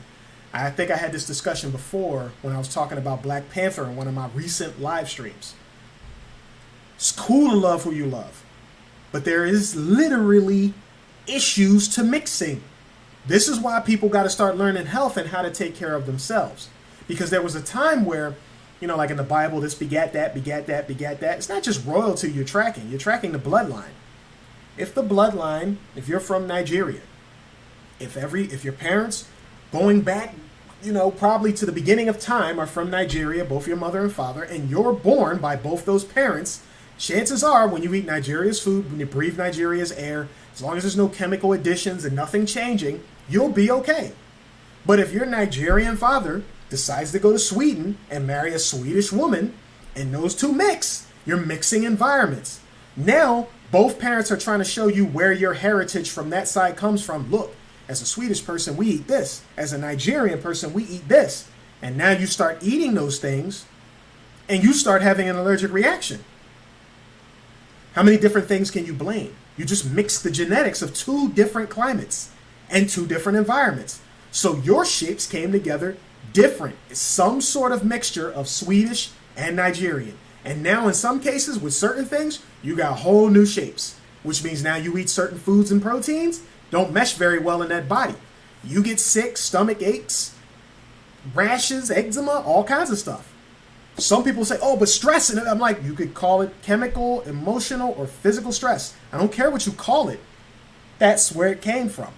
You mixed, your DNA is different, which means the environmental information that body came together with is different, so it has a different reaction in those environments. It can work out in your favor, where maybe now you could thrive in both locations, or it can work out against you. I can live in Nigeria, I can live in Sweden, but my parents always ate these foods, but I can't eat certain parts of those foods. If I go to this area of Sweden, I can't breathe without sneezing and having allergies. If I go to this area of Nigeria, I can't breathe without having allergies. Environment matters. So mixing bloodlines matters. It doesn't mean you can't heal, you can't figure things out, but when you start mixing shapes that weren't already there and being cultivated for thousands and hundreds and millions of years, it's going to take some time for that genetic info to catch up and learn how to thrive in that body. Or you can experiment with some things, because there's sometimes quicker answers. They call them adaptogens. There's a herb called an adaptogen. If you find an adaptogen from certain areas and feed it to that person, there's a chance that their body may learn how to restructure the proteins within itself to now tolerate that environment. So we don't just have one answer. We don't just have a problem. Sometimes we have more solutions too. Or you create an imbalance in the earth. Something in the earth notices it. Some new plant is produced because of that imbalance. And somebody has to find it. You never know where it's going to be. Sometimes it's not in the environment it's created. In the case of Chernobyl, black mushrooms started appearing to absorb the radiation. So people took note that those mushrooms were there. They scraped up some of the mushrooms and they started spreading the spores to get them to grow faster, because those black mushrooms were soaking up the radiation so fast that it's causing the amount of radiation in the environment to contract faster. So now instead of saying, damn, we can't go back to Chernobyl for 100,000 years, you reduced it to 10,000. Then you reduce it to 1,000. You plant so many mushrooms that eventually you might reduce it to 10 years. And it's like, damn, we can start building and living there again in 10 years. But someone's going to ask them, what do we do with the mushrooms? Hence why we need a chemist, toxicologist, and all that in our community. Someone who can explain that thing scientifically so we can all understand it. Brendan Austin is in the building. I see BMST group. Would it be like? So, yeah, so we got that. It looks like I've reached the end of my articles. For those of you who don't follow me, who don't follow me on Instagram, make sure you go to Marvin Health and Arts. You guys probably noticed I put up some slides and some screenshots, not slides. I put up some screenshots about sweets. And in that screenshot, it told you how the average male, so they say in the very beginning of the article, you're not supposed to have, they don't know any case where you're supposed to have sugar. And let's separate, because you got fruits and veggies, and we know they have sweets and types of sugars in them, but they're saying sugar, white sugar, additive sugar is what they're talking about. They're saying they don't know any amount that the body needs. It doesn't seem like it needs it. But I believe it was the American Heart Association that said males should have no more than 36 grams a day, and women should have no more than 24 grams a day. The problem is, A lot of people have diabetes, and the one common thing I can see a lot of them drinking is soda. One soda in a day has already exceeded that number, whether you're male or female. And that's a part of the issue. Because let's say some people just start off the day like, gotta have my Pepsi. And if you have more than one, you're way over at that point, because Pepsi's up into 40 grams just to start the day. So you got your Pepsi, you probably put creams and sugars in your coffee. Maybe you had a sausage, egg, and cheese for breakfast, so you have bread. And then it's lunchtime, so you have a sandwich or you have a salad with croutons in it or some type of chips in it. Chips with your sandwich, bread with your sandwich. You had mayo on there that's got sugar in it. Maybe you had a burger, fries, something like that. It's got sugar in it. And most of the time, that's got more sugar than damn soda had in it. And then you got to eat dinner at night. Maybe it's pasta. Maybe it's got some type of bread in there. Maybe you got some salad dressing, sugars in it. Then you have your dessert, if you're in a mood for dessert. Or maybe you have a beer, maybe you have a vinegar. Alcohols, which is a sugar ferment. So you can see when people get diabetes and stuff like that, oh man, they say it couldn't have been this and that. Been doing it for years, and they don't understand. They just answered the problem. You've been doing it for years. Why come is my body breaking down because I'm getting older? No, it's because I've been doing shit for years. You've been doing sports, banging your leg on things, sitting down at a job stressed and not getting enough sleep so your body could heal, not getting enough nutrition so your body could rebuild. Those things add up over years. The safe bet is to just say, when you get my age and get older, you'll this and that. So you're setting children up to believe they might as well do whatever the fuck they want because they're just going to get sick because they're getting older. You're not explaining, oh, you young. When you get older, you're going this and that. So you're creating a problem because of their age. When a child is young, they haven't had the time to do anything wrong. They haven't had time to punch anybody, to get stressed, to be in relationships, to be at a job that pisses them off, to be bodybuilding, to be playing sports. They haven't done anything. The reason their body is healthy is because they have not done anything. It's in tip-top shape. It just came out the womb. It grew up. It's got plenty of bank in the muscles. If they haven't eaten anything bad, which they probably have, they haven't really done they haven't had the time to do damage. The age is how long have I had time to do damage. That's age. If you're very old and you haven't damaged anything, then your body's working pretty well. You haven't damaged it from food, physical, or emotional stressors. If you haven't had really any of that, or you got damn good nutrition, good sleep, your body rebuilds well. Military people tend to have that. You get these military people who got problems with their psychology, but for some reason they live till they're 90-something years old, but they're clearly stressed out. Why is it that they're making it that long? Because the exercise. When you were stressed in the military, they gave you something to do with it. Because your formation and your marching is terrible again. Your PT time is terrible. How come you didn't follow that order? Get down and give me 50. Now you stress, but you about to bang out 50, because what's the purpose of stress? To give your body nutrition and energy to fight or flight, to run or fight. They're giving you a stressor, and then they're making you run or fight, which means you're properly dissipating what your body's putting into you. Whereas other people in a job, you get stressed out. In a relationship, you get stressed out, and you're just sitting there. And usually you're gonna stack some type of bad nutrition on top of it. So these are the things we need to be careful about. So, if you guys got any questions, feel free to throw it out there. I've been live for a while, so I'm willing to entertain. I'm down here for the weekend. Ain't much going on. I think there's some UFC fights later on tonight. So I'm just burning some time. Sip some Concord grape juice. If you guys haven't, make sure I'll put it on the up here for you again. Dr. ENQI'S page. If you haven't caught up yet, his page is American Healer. That's what it's under. It's not Dr. ENQI. It's American Healer. Let me go to the top right here. American Healer.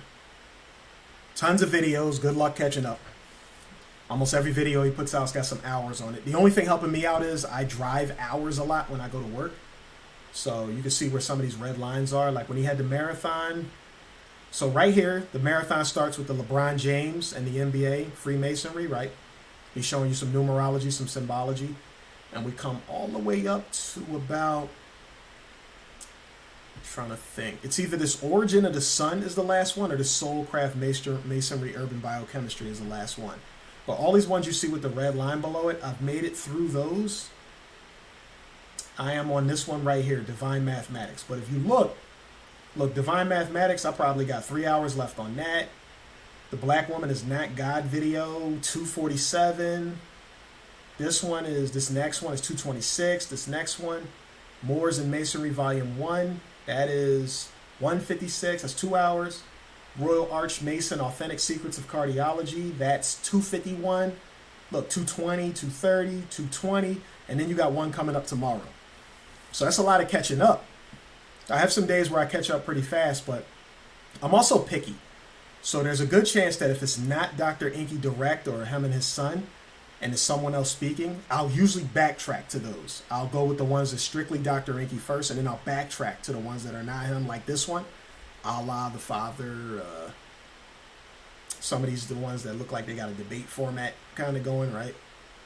So some of those I'll backtrack to because they don't seem like, PSA announcements or whatever. But yeah, there you guys have it. So we went over the Ohio issue.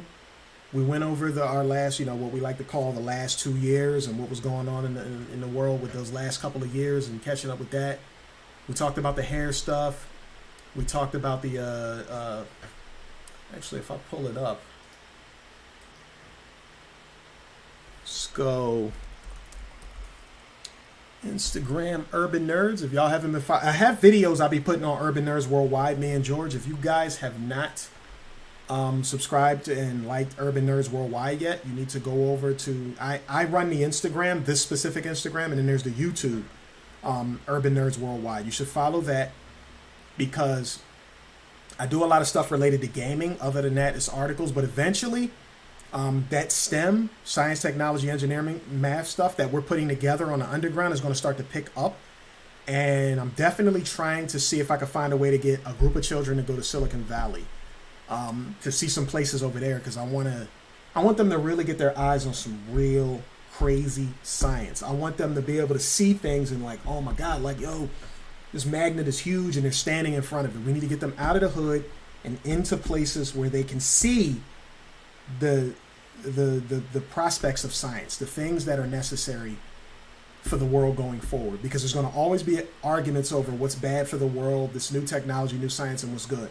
Understand, we're all children at the end of the day. We all got our areas of curiosity and experimentation, and there's going to be someone who could be a naysayer to what you do.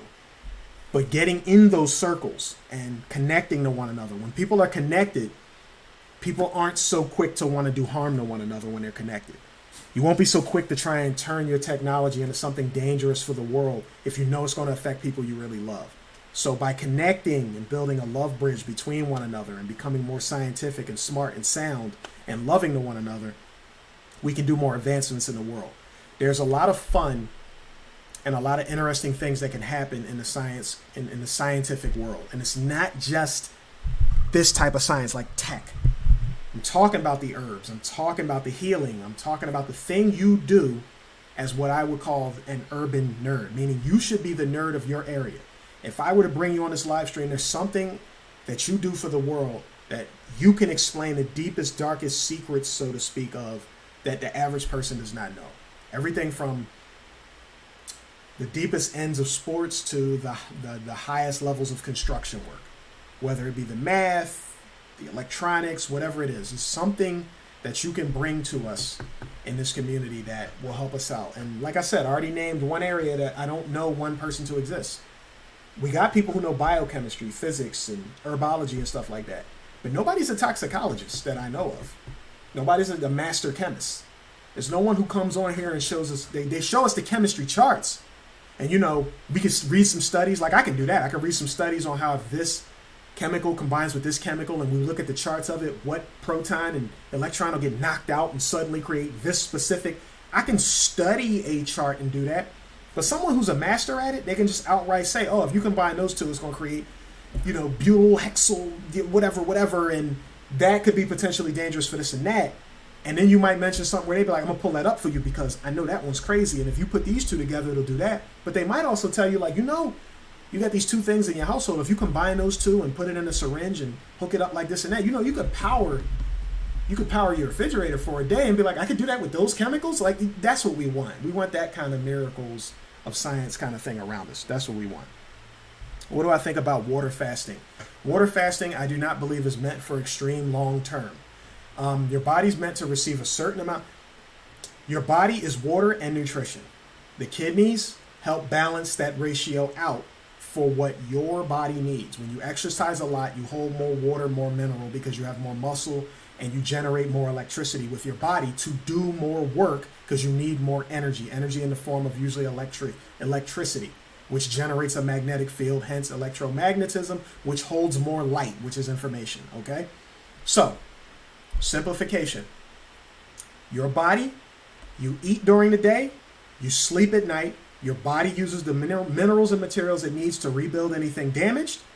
Then it holds on to a certain amount of minerals to balance out the waters in your body, to set the electrical condition for your body that is necessary, and anything excess gets dumped. If you're just water fasting every day, when it's time to pee, your body's going to have to carry mineral along with that, which is why you don't want to constantly just keep peeing and peeing, because you have to rebalance your body's waters out with mineral again. You just got a bunch of water. It's going to dump water, it's going to dump some mineral, and eventually you unbalance yourself over a long period of time. Fasting in general is great when your body needs time to heal itself. That's what you got to give your digestive tract a break. That's the primary reason for fasting, to give the digestive tract a break. Everything your body does requires energy. Me moving like this, me staring, the ability for my eyes to even process electromagnetic fields so that I can hear things through my ears, smell things, see things. I spiraled, what do they say? Turn time backwards and emit, right? Time, T-I-M-E. Turn it backwards, emit, E-M-I-T. You gain time by going to sleep. You emit it back by giving that energy back out. What happens is when you give that energy back out, the movement and the things you do create, these things get used like parts in a machine. It creates damage. Your body has to heal from that damage. You need nutrition to do that. The water helps the flow of the nutrition. It sets the electrical condition. When you have a certain amount of water that your body needs, it needs a certain amount of mineral to set the electrical condition in that water. That's the reason your eyes stay hydrated, skin stay hydrated. You need these things, fats and oils and all that stuff. You set the electrical condition, you dump the excess. Your body constantly does that. Does it have a bank of certain minerals? Of course it does. It's called bone. But it needs a reason. You got to give your bone a reason to grow bigger. That's what the piezoelectric effect is for. So your body creates a bank of additional minerals in bone, sometimes just to buffer acids, and sometimes you just didn't get the materials to rebuild your body, so to shed it from your bone. That's the bank. That's the extra bank. When that bank runs out, you start aging, because parts of your body is ready to replace cells, and your bone doesn't have red marrow, which is those stem cells in there to help replenish it. Remember, get Dr. ENQI'S Soulcraft Scroll. It explains it in there. Your body starts to go through senescence. So you keep that bank up. You start to build up these minerals, right? Your body goes to sleep. You got plenty of minerals, plenty of hydration. Your body repairs the damage, banks up a few extra minerals on top of the bone to make the bones denser. When the bones reach a certain density, whatever's left over, body chucks it, chucks all the excess. You'll see like colored pee, depending on how much more of a mineral you got, your pee will turn different colors and stuff like that. If you see anything outside of that coming out, you might got some damage in there, right? So you fast to take a break from the digestion. Digestion takes energy. If your body has damage inside of it, it hasn't been able to fix, it's slowly getting worse. When you fast, your body says the energy I would have used for food, now I can use that for repair. So generally, you fast the entire day, you wind up going to sleep. Your body's like, well, there's not as much damage and there's no food that I had to digest anymore, so I got some excess energy. So now, while I'm not digesting food, if you got like some tumors or something somewhere, your body gonna start chasing that down. Let's pull all that crap out of there that was in there, right? If you're not exercising, then your body gonna start dropping muscle weight, because to maintain muscle requires more energy to maintain it. You got to eat more food, digest more calories. Your body got to rebuild back more areas, right? It's an energy in, energy out kind of thing. So when you fast, you allow your body more energy to fix other things properly. Even the gut needs repair. So your body needs some time to say, let me work on some things outside of digesting food. If there's always food around, your body can't say, I'm going to go fix that while the food sits there. It's going to divide. meaning you don't get proper attention to one thing. Your body starts dividing its efforts across many things, which is more energy. So your body says, now, I can't just leave food there. It's going to become toxic and destroy the digestive tract, and that's our processing center. So we got to go after food first. If there's no food in there, all right, we go deal with the other stuff. If there's food and something else that needs healing, your body will slow down digestion and send more nutrients and minerals to the place that's damaged, because it's like if there's no body, food don't matter anyway. So your body works in order of priority. So if you're going to fast. Whether it's water or food, what you're doing is how dense is the food to determine how much energy is being given up. If it's water, your body's barely using any energy to process that. So you still have a lot of energy left because you're only drinking water. You drink juice, that requires more processing energy. You start to eat salad, more processing energy. Fruit, hard food, meat, these things take more time to process. So less time to work on you, more time it's got to work on processing that food and getting it out of there and checking what's in it. What nutrition can I get out of it? Dump the rest. Or is it a poison where I got to take some alkalines out of the bone to buffer the acid you just put in me? Now I'm eating more energy and my body apart. So it's all about energy in, energy out. Fucoidan residues, visceral fat. Is it true that fucoidan residues, visceral fat? Can you reword that? Water, what is the recommended water type? pH balance, purified. See, Jeff, you literally just did what I said everyone in the gym does to me. They want to know how to heal. You start off with the simplest thing in the world. Get some water in, fruits and veggies, get you some exercise, don't overdo it, plenty of sleep, limit the stress, right? Basic stuff. What's the best water I can have? A pristine lake that you could drink right out of. But that ain't realistic, right? So next, we try and look for bottled water, preferably glass, something that comes out of a pristine lake being sold in the market. So that might be Icelandic, Mountain Spring, Deer Parks up and down, depends on which one. And then some people say alkaline, but I'm like, because if it comes out of a natural spring, there's a good chance it's naturally alkaline. No one's creating the alkalinity. We're not splitting molecules and doing all kinds of crazy stuff. So as close to nature as possible. All those other options are you getting further from nature. Your job is to choose the water option closest to nature. Because what happens is I give people the answer and then they don't want the scientific answer. They say, tell me simply, what am I supposed to do? You tell them simply what they're supposed to do. They feed you back a scientific answer. So, what I'm supposed to do to get healthy? Fruits and veggies, drink some water and stuff like that. Yeah, man, just, and that's the simple answer. Yeah, that's the simple answer, man. You gotta get some good water. Try not to, the tap can be crazy. I know that.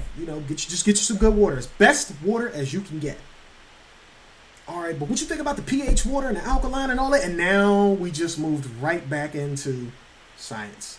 We literally went from talking about where the earth should be to where things are now, and it's like you're trying to keep it that way. And it's no slight against you. It's just funny. Because people do that in the gym to me all the time. They want help. They want the answer simply. I give them a simple answer, and they feed me. They start asking me questions about the science after that. And I find that that's kind of funny. See, just the fact you said it, like, hey, man, what's the recommended water type? pH balanced, purified, spring, distilled? All right, let's go through them. Distilled water is plain water. There's no mineralization in it. That is good when you want to pull something out of another thing, like herbs. If you're going to make your own herbal concoction, you're going to boil something on the stove. That's when you should use distilled. There's nothing in it. So the distilled water will pull in nutrients to make a formulation out of itself. So if you put herbs inside of distilled water, then the distilled water will take on the properties of the herb. It will infuse it into itself. When you have tap water, that's got other stuff already in it. So now you're getting your herbs with all the other stuff in the tap water.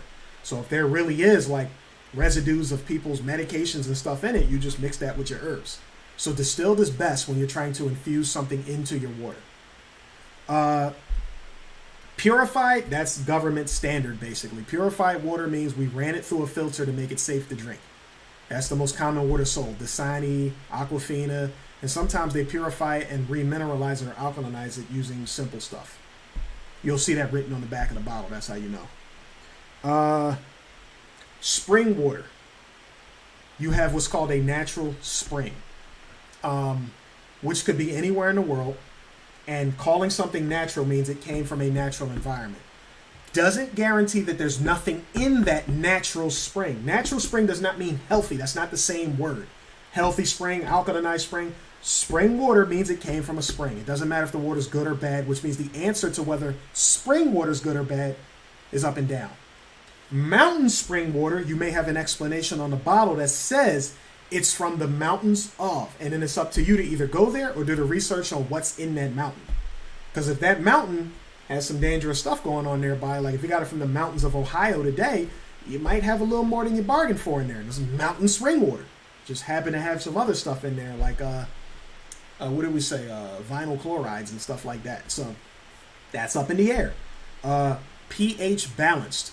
The human body should be somewhere around a 7.34, 7.3, 7.4 neutral. It's not acid. It's not totally alkaline. Alkalinity feeds acids. Your body is made up of acids, DNA, stomach acid, deoxyribonucleic acid, ribonucleic acid. Your body has acids, and what happens is acids will absorb alkaline substances.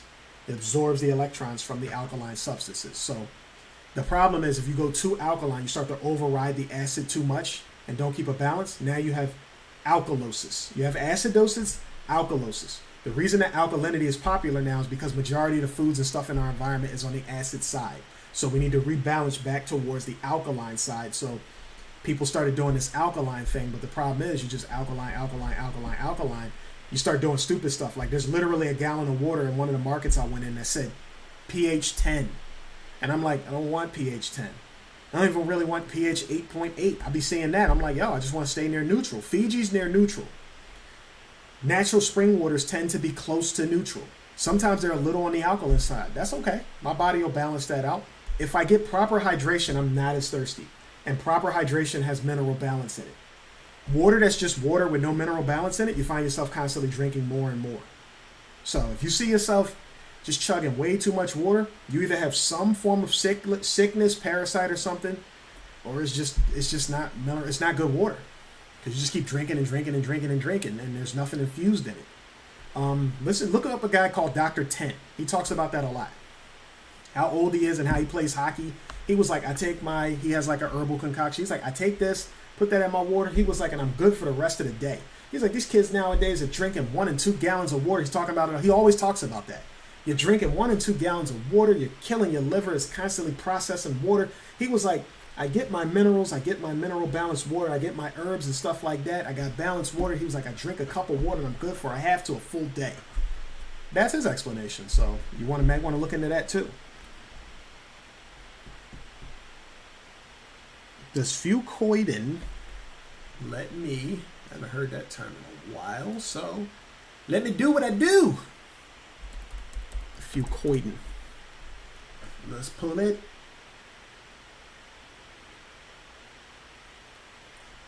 All right, instead of getting what they quickly give me, let's get a basic definition so everyone knows what's being talked about. What is?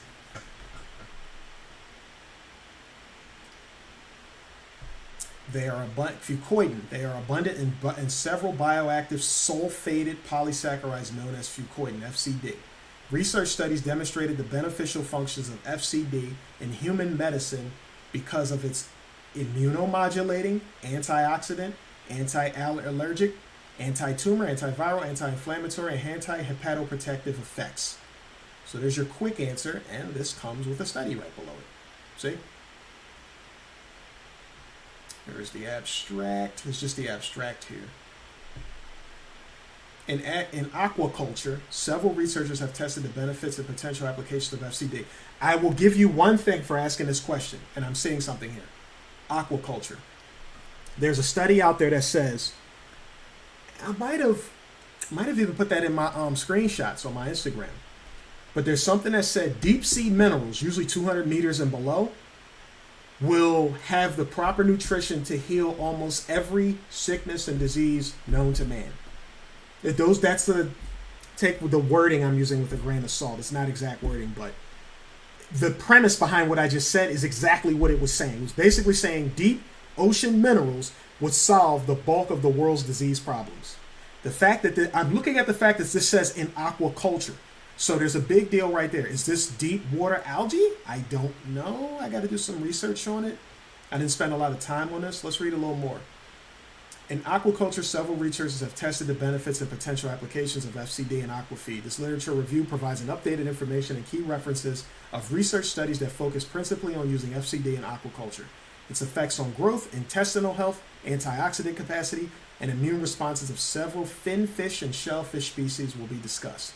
The review paper will also highlight the potential efficacy and mechanisms of FCD in the modulation of toxicity signs and increasing the resistance of fish and shrimp against bacterial and viral infections. Hence, the contribution will be valuable to maintain aquaculture sustainability and to improve the health and welfare of farmed fish and shrimp. So this one specifically is talking about its ability to help farm fish and shrimp and the intestinal health of the stuff. Oh, when I say Dr. Tent, like a tent you set up, T-E-N-T. And he doesn't seem to do a lot of lectures lately, but you can find a lot of classic lectures of his. He's fun to listen to. He also likes to pull up videos of him helping people in the chiropractic office. I remember he had one where he said if someone ever asked me, should I go into chiropractic, he was like, he think they would be nuts. Because he was like, basically he made it sound like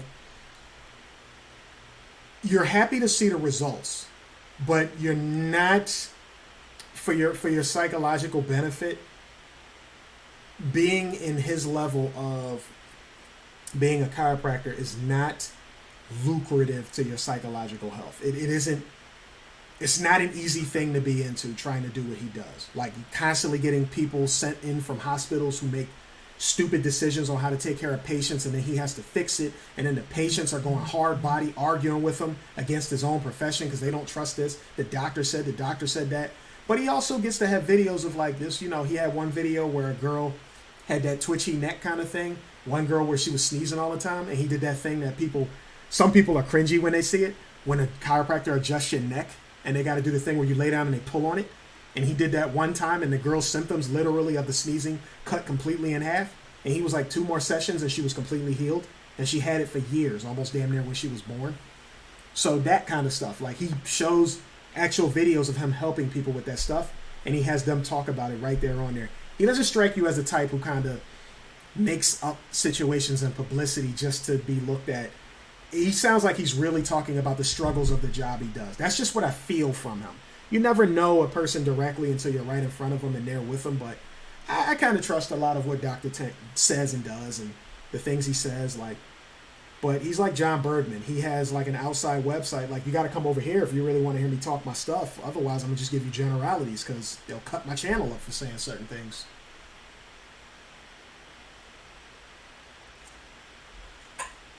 Ionized molecular hydrogen water machine. See, I need like an extra side time limit to go study stuff like that because I feel like it's getting crazy when I got to go down that route. They're like, oh, extra hydrogen, and they had the Keynesian machine that splits the molecules and all this stuff like this. All this complicated science behind us just drinking some damn water. We gotta learn all this stuff about water. You need so much extensive study, and you need to sit down with a panel, and we gotta all decide, and then we gotta probably eventually test and say, what does hydration look like under a microscope in a body? And without someone saying we got studies and all that, can us as a people come together, conduct our own tests, and physically see a certain piece of water creating proper hydration in a body? I think we're at that point. When something gets talked about as much as water and the whole alkaline and the different types of water, I think we need that. Because at this point, we're overloaded with studies on proper water. And everyone's got good explanations, but we're literally overloaded. If there was a quick and simple answer, it usually eventually just pops out at you. Like sea moss just pops out at you. It's great. It's just a lot of people destroying the name of it because they don't study the science, and the people who really got sea moss the way it was supposed to be don't get as much attention as they should because, you know, it's been made to look crazy. What else we got? Does the fucoid? Let's. I didn't really finish that out. Let's say. Hold on. Let me keep the word. Let's say fucoidin and visceral fat study. Let's just do that. Fucoidan antagonizes diet-induced obesity and inflammation. So this is going to give us, see, Journal of Biomedical Research. That'll give us some info. Introduction. Listen. Obesity is an escalating global pandemic, posing a serious threat to human health. The intervention therapy using weight-reducing drugs accompanied by lifestyle modification is a strategy for the treatment of obesity. In the present study, we explored the role of fucoidan, a seaweed compound on high-fat diet, induced obesity in mice.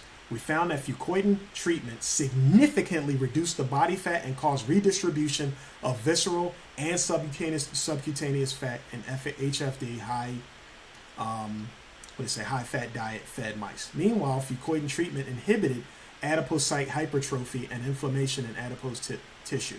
Collectively, these results suggest that fucoidan may be a promising treatment for obesity and obesity-induced complications. So you're asking me, I guess you either got that from here or you heard it, and now I'm confirming it through a study. A high seaweed compound called fucoidan does a redistribution of visceral and subcutaneous fat, and it seems like it's pretty much, based on what they're showing in the study, it is helpful. So yes, based on this study that we're reading here, yes, fucoidan does help with the reduction or redistribution, as they say, of visceral fat. And visceral fat, for those who don't know, that is a deep tissue fat around the organs, and that is very dangerous. That's the type of fat you let things go too long can kill you. So be careful with that visceral. You know, having visceral being the deep midsection fat. You want to be careful with that. It's funny, there used to be a wrestler called Viscera, and he was huge. That boy had some fat on him. I thought that's funny that they called him Viscera. It's kind of a cool name using a wrestling name, though. Back then, they had cooler names in wrestling. Yep, no problem, Brendan. All right, anybody else before we check? I just wanted to make sure it's been a while since I checked in with you guys. I wanted to make sure I dropped in, chatted with you guys for a while. I got plenty of free time. I'm not in any rush. I don't have my video games down with me, so I'm not rocking that. I don't quite have anything on PC I'm trying to rock right now. Ain't really been in the mood for Call of Duty. It's nothing hype about it, and it's too many different versions to play out. So I, haven't been hyped to play Call of Duty. I was playing the Hogwarts game that came out. Excellent game. I know there's this whole thing about Rowling. And J.K. Rowling and the whole Harry Potter, her comments. But, the game, it's a good game. I was having a discussion at a video game event with a guy, and I was telling him about how we need to, I feel like we need to properly separate positive things people put out and giving them the consequences of the bad things they do. And I saw and read the J.K. Rowling comments. Bring it up for you guys, and this is not hate speech. Just, I know some people got up in arms about it. I'm not saying, I need to say this up front, I'm not saying I condone the comments or anything like that. I'm just reading it because people wanted to know. It was like, oh, it was so highly damaging, and it was this and that. All right. Here's what J.K. Rowling said. On June 6, 2020, Rowling retweeted an op-ed piece that discussed people who menstruate. Apparently, she took issue with the fact that the story did not use the word women. They used people who menstruate. I'm sure there used to be a word for those people. Someone help me out. Wombin, wimpun, woman. That's what she wrote. See, and here's the original tweet. That's what she said. She had an issue with the fact that someone wrote using the word it was probably a trans article, and that's probably why she brought it up. She was talking about, the article said people who menstruate, and she wanted them to be called women. I don't have an issue with people having their point of view on how things should be viewed. You can't really do much about that. I'm not going to fight with someone about how they see things. If a trans woman wants to be called woman or doesn't want to use that, okay, that's the way they want to do things. So if I'm communicating with them and I understand that, and it offends them if I communicate a certain way, then I'll communicate within the guise in which makes them most comfortable. That's a part of loving a person. There's nothing wrong with that. I can change up my language a little bit. It's just language change. It's not belief changing. I can change my language to accommodate a person to make them comfortable as long as they're not making me uncomfortable. And some things just aren't big enough to make me uncomfortable. If you have a certain feeling about how trans people should be addressed and all that stuff, if you're ignorantly addressing someone against the way they want to be addressed, as long as it ain't hurting you and you're making a big deal out of it, okay, I can see where there's a problem with that. If you're like, look, I see it this way, you see it that way, I don't wish no harm against you, I just don't see it that way. I want to call it this way. So when you're talking to me, feel free to say it this way because it's the way I'm cool with. That's the way you're cool with. I'm not trying to take anything from your life for not agreeing with me. That part I don't want to do. I don't want to be on some don't let trans have rights and all this stuff. I'm not on that. Like you have what you want to have. It ain't hurting nobody, so go do your thing. That's fine. I ain't trying to hurt nobody. I do my thing. This is the way I see things. That's the way you see things. I am not trying to hurt you because you don't see this thing the way I do. No harm, no foul. So, now if you're talking the R. Kelly situation, right? He messing with young girls and peeing on them and shit like that. The consequence of that is what he got. Jail. Does that turn into, oh, don't listen to his music because you condoning? No, I'm not. If the track sounds good, the track sounds good. I was talking to my wife. My wife said, yo, I ain't listening to 12 play because 12 play just sounds a little suspect to me. So I'm not going to play 12 play around her. Like, yo, the track sounds suspect because the way he was with these young girls, it's like, yo, you weird me out now when I listen to the lyrics. So I'm not going to listen to that music around her. Now, if I'm listening to like Move Your Body Like a Snake, Hotel, these ain't the greatest messages in the world for the black community, but I like the beat. Play the music. I'm not saying I'm condoning what he does because I listen to the music. That's what I'm saying. Separate the consequences from what a person does. If someone who's the local, let's say we're in Ohio, and somebody's the local pedophile. They're out of jail for what they did, but they're isolated and you have to let people know they exist in the neighborhood. So they're in the neighborhood known as being a pedophile. But known as being a pedophile, and they create some type of technology or contraption that cleans up the chemical spills in the air in Palestine, Ohio, and places beyond.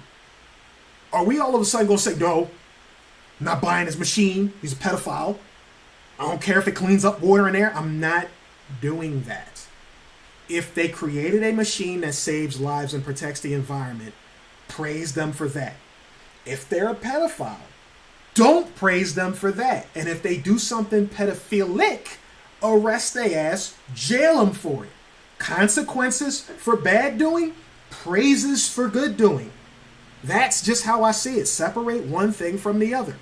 What? Oh, but you letting them make money and live this way and live that way? The question is, if they did something bad, did they get the consequences for it? Me spending money on something they did that was good is not meant for me to be helping them do something bad. And that can get a little tricky. I understand. It can get a little tricky. Because you might say, okay, the reason this person can do evil things in the world is because they got the funding to do it. And you paying for the thing that gives them funding. What I'm saying is, what if the thing they're making is necessary? Outside of enjoyable, because now we can get into the semantics. If we're talking about something enjoyable that I like listening to, like if it's music, but it's funding their ability to do something bad, okay, you draw that connection, then you got a reason to chastise me a little bit for it.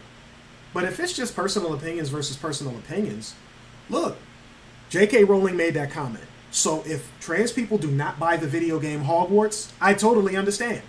And I'm not against them for doing that. But that looked like a damn good video game and I bought it and it's very good. Has nothing to do with, oh, I'm supporting the game because she's against trans people. No, it's nothing to do with that. Nothing to do with that. I thought it was going to be a great game and it is. It is not me buying that game to condone what she said. If trans people don't want to support her because you said something they don't like, they have every right to do that. They won't support because of what is not liked. I'm not in that battle. What she's saying about people who menstruate being called women, that's what I'm used to. A person who menstruates is a woman. If someone wants to change that definition, I don't have to agree with that. But I can respect them when I'm around them. But in my own personal little bubble, I'm not trying to hurt them. It does not hurt them to say, you're trans, that's a woman. I'm not tearing the world apart by saying that. If you're trans, you're trans. Just say you're trans. But don't stop me from calling a woman because you're trans and want to redefine woman. That's all I'm saying. That's an opinionated thing. Your life goes on. I'm not saying do this to harm you. I'm just thinking of life a certain way. I can go on with that. It's not going to make me harm you. And what you're doing is not going to harm me. So we don't hate each other because of that. We just have different perspectives of how to address a thing. And if it's not hurting us physically or hurting our pockets or killing us off, do your thing. And we need to be able to accept those little differences and intricacies without, I always tell people that sometimes these problems, they do this overcorrection. We know that gay people and trans people used to get beat a lot and harmed a lot in different cultures and countries, which even to an extent still happens now. I understand that. And I would help fight for you to stop for that happening, because that shows love. That's righteous. But how we use words, oh, there's multiple genders. I'm not hurting the world by not agreeing with that. And you would have to prove to me I'm hurting the world by not agreeing with that. I have not found that enlightenment yet, if that's the case. And that's all I'm saying. Is I'm not here to hurt you, you're not here to hurt me. I don't think we're here to hurt each other. We just look at the words differently. If you want to be called a woman when I'm talking to you and I'm right in front of you, I will address you as a woman because it's respect and it shows love to you. But in my mind and when I'm around my peoples, it's the way that I do things. That's all I'm saying. Respect for respect.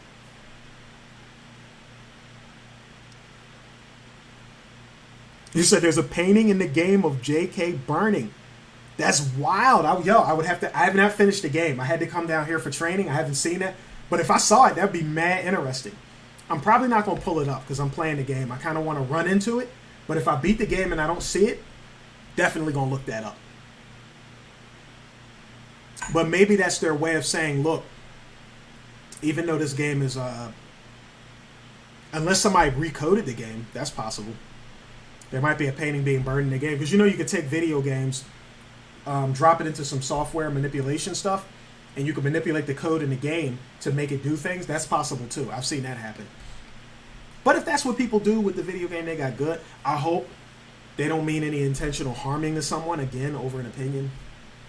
Hope so. We don't want to change the world by reversing the roles. You were hurt physically, so now when people don't agree with you, you're going to hurt them physically. Like, I hope that's not what we're aiming towards, because we're already into the thing where it's like, if you don't agree and say things the way I say it, I could ruin your entire career and your lifestyle. It's kind of fucked up.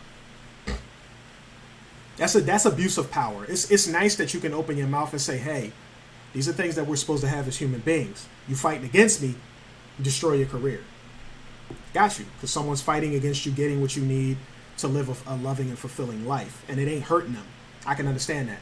But for people who ain't really harming or hurting, they just like, well, I kind of look at things this way, but if you look at it that way, cool, but more power. Hopefully you get what you're looking for. Not trying to hurt you, so there shouldn't be any arguments there. Oh, so you be rocking it too and you saw it on there? Damn. So that's interesting. A game based on the Harry Potter universe, a statement made from somebody who created the Harry Potter universe, and a video game based on that thing shows a picture of them burning. That's wild.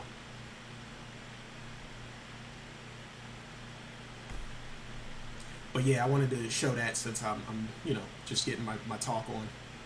But again, like I said, it's all about, at the end of the day, love for people, not hating everybody, but learning how to live in balance, not carrying things too far. We're talking about words and definitions. I don't know a world where someone's not going to have a point of view where you don't agree with it and it kind of like makes you feel a certain way. That's going to exist. So I can understand. Maybe the whole world is not taking your definition of trans being officially woman and, and all these different things. I understand we can be upset by everyone not accepting things as a norm. But this is not a case where you have to change the world's norm for the sake of one group of people. It's not even about the size of the people. I personally don't feel like that is a battle worth taking on. It's worth taking on a battle for you to become who it is you feel you need to become. And you want to be addressed a certain way. But if there are certain people who are like, okay, if you want to be addressed as a person a certain way, it's fine. But changing the entire definition for the whole world, when probably majority of the world wants a different definition than you want, that's I think that's not a battle worth fighting. It's like some things we have to say, this is me, that's you. But over here, these things are harmful. So these things we do have to look at and change. We got to separate the things that harm from the things that are just, this is my opinion and the way I think it should be. It is what it is, that kind of thing, right?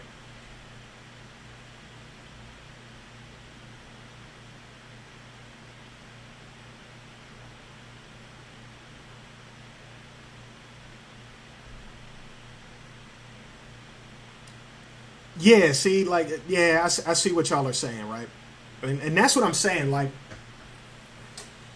and the funny thing is my understanding of how the universe works allows me to easily accept things. Like, let's say all the definitions change and the words change. I'm not going to be hurt.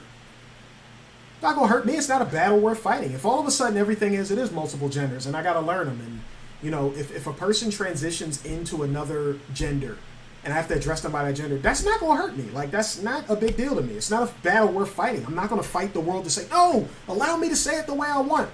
I might want to, but it's not a battle worth fighting. I'm not taking it personally. It's not that big of a deal to me. Maybe it's more of a bigger deal for them, which is why they're fighting it, and I can respect that. So, my expectation in the world of this universe is that things will continuously change, and I'm okay with change. I can look at the change and see whether I agree if it's good or bad for universal principles. But there's some changes that they happen because someone has convinced the bulk of the world we must move in this direction. And it's kind of what children do to parents. The parents set a foundation and say, here's why. There's we look at our ancient ancestors. Even if you try and make a discussion like, why do Muslim women cover up? There's a principle about just the view of a woman can entice a man. So I know if you're from certain countries of certain Muslim religion, if I'm just showing you a picture of some underwear, hey, you should get your woman this underwear, here's pictures of underwear you could buy your wife, they will literally say, do not show that to me again, because that's out of respect for the culture. We don't do that around here. So, that's where we all have this childlike mentality. Someone's gone through the eons of the universe and passed down enough data to say, we found that over time, this harms, this shows love. Here's how we were able to balance it in the middle and keep the best peace possible, even with differences. Children come along, tired of tradition. They weren't around for it. This tradition's going on too long. Let me worry about the changes. I think it'd be better if I move in this direction. And then the scales get tipped again. And then you got to go through that. The children change things and change things and change things. And they just got to go through that. They got to go through that fight of learning what does what when you change something. Some things will hurt, some things will seem like they're helping, and it'll balance different ways. And you just got to go through those generations of letting them learn that lesson in a different way, right? Because back in the day, maybe the wrong tech was piercing people's skin, but people kept doing it. And today's bad thing, because since back then you didn't have what would be a laptop probably didn't look like this. Maybe today this is the problem. It's the same. It's looked at the same way as it was back then with a different type of problem, but the actual the middle ground, right? What the problem we're looking at is all the same. Different time, different object, same problem kind of way is the way I want to say it. And that's you have to do this in business. Times change, and your timing got to be right. Jump in there like double dutch. You got to hop in there and get in with the rhythm, or find yourself getting left behind. You're so righteous and so traditional that the world moves on without you, and everything you're saying doesn't matter anyway. So the key is to figure out how to be most effective as you can within the times we live in. If things start changing in a certain direction, there's a side that I'm going to have to accept, and there might be sides where it's clearly you do not accept, because that's clear destruction. So, like I said, there are some things, some battles not worth fighting. It's not that personal to me. This one right here, the whole, what trans people want to be called and what a gender is and all these different things that, I see people fighting over. It's not that big of a deal to me. If the shit winds up flipping the way all the definitions are, I'm going to just be like, all right, well, fuck it. We got to rock with it then. It's not that personal to me. I have a way I look at it now. I have a reason that I can back up the way I look at it now. But if I'm around a bunch of people who just don't give a shit and they're like, nah, we just want it to be this way so we more comfortable, and it literally doesn't hurt anybody, I'm going to be like, all right, well, whatever y'all want to do. I guess majority rules, because that's what a democracy is. You can hate it all you want. Guy who gets the most votes wins. And if you don't learn to accept that, that's how wars are created. Because this is just, in this time period, that's the way people have learned to cope with differences. We're going to vote them out. May the best group, man, whatever win. Or you can act uncivilized and beat the shit out of each other and kill each other. The more fighting you do, the less civilized you are. The more you can learn how to solve problems without destroying each other, the more civilized you are. And at some point, compromise got to come in. So, what you going to do?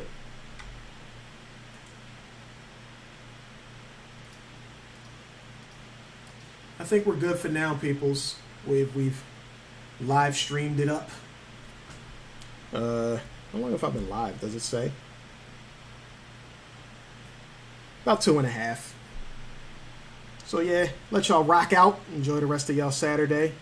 Looks like Dr. Enqui will be live according to his time period, like 9:15 until 6 tomorrow. I'll probably jump in. I won't be around for the whole thing if it's going to be that long, but I'll jump in from time to time. So, if everyone's good, we're all caught up, minds are clear and all that stuff, we can rock out. So, thanks for coming in, checking the live stream out. Hope everybody has a good day. Go out there, do something good for the world, create some new science, show it off, show us something brand new, something cool, something great. And I'll catch you guys in the next live stream.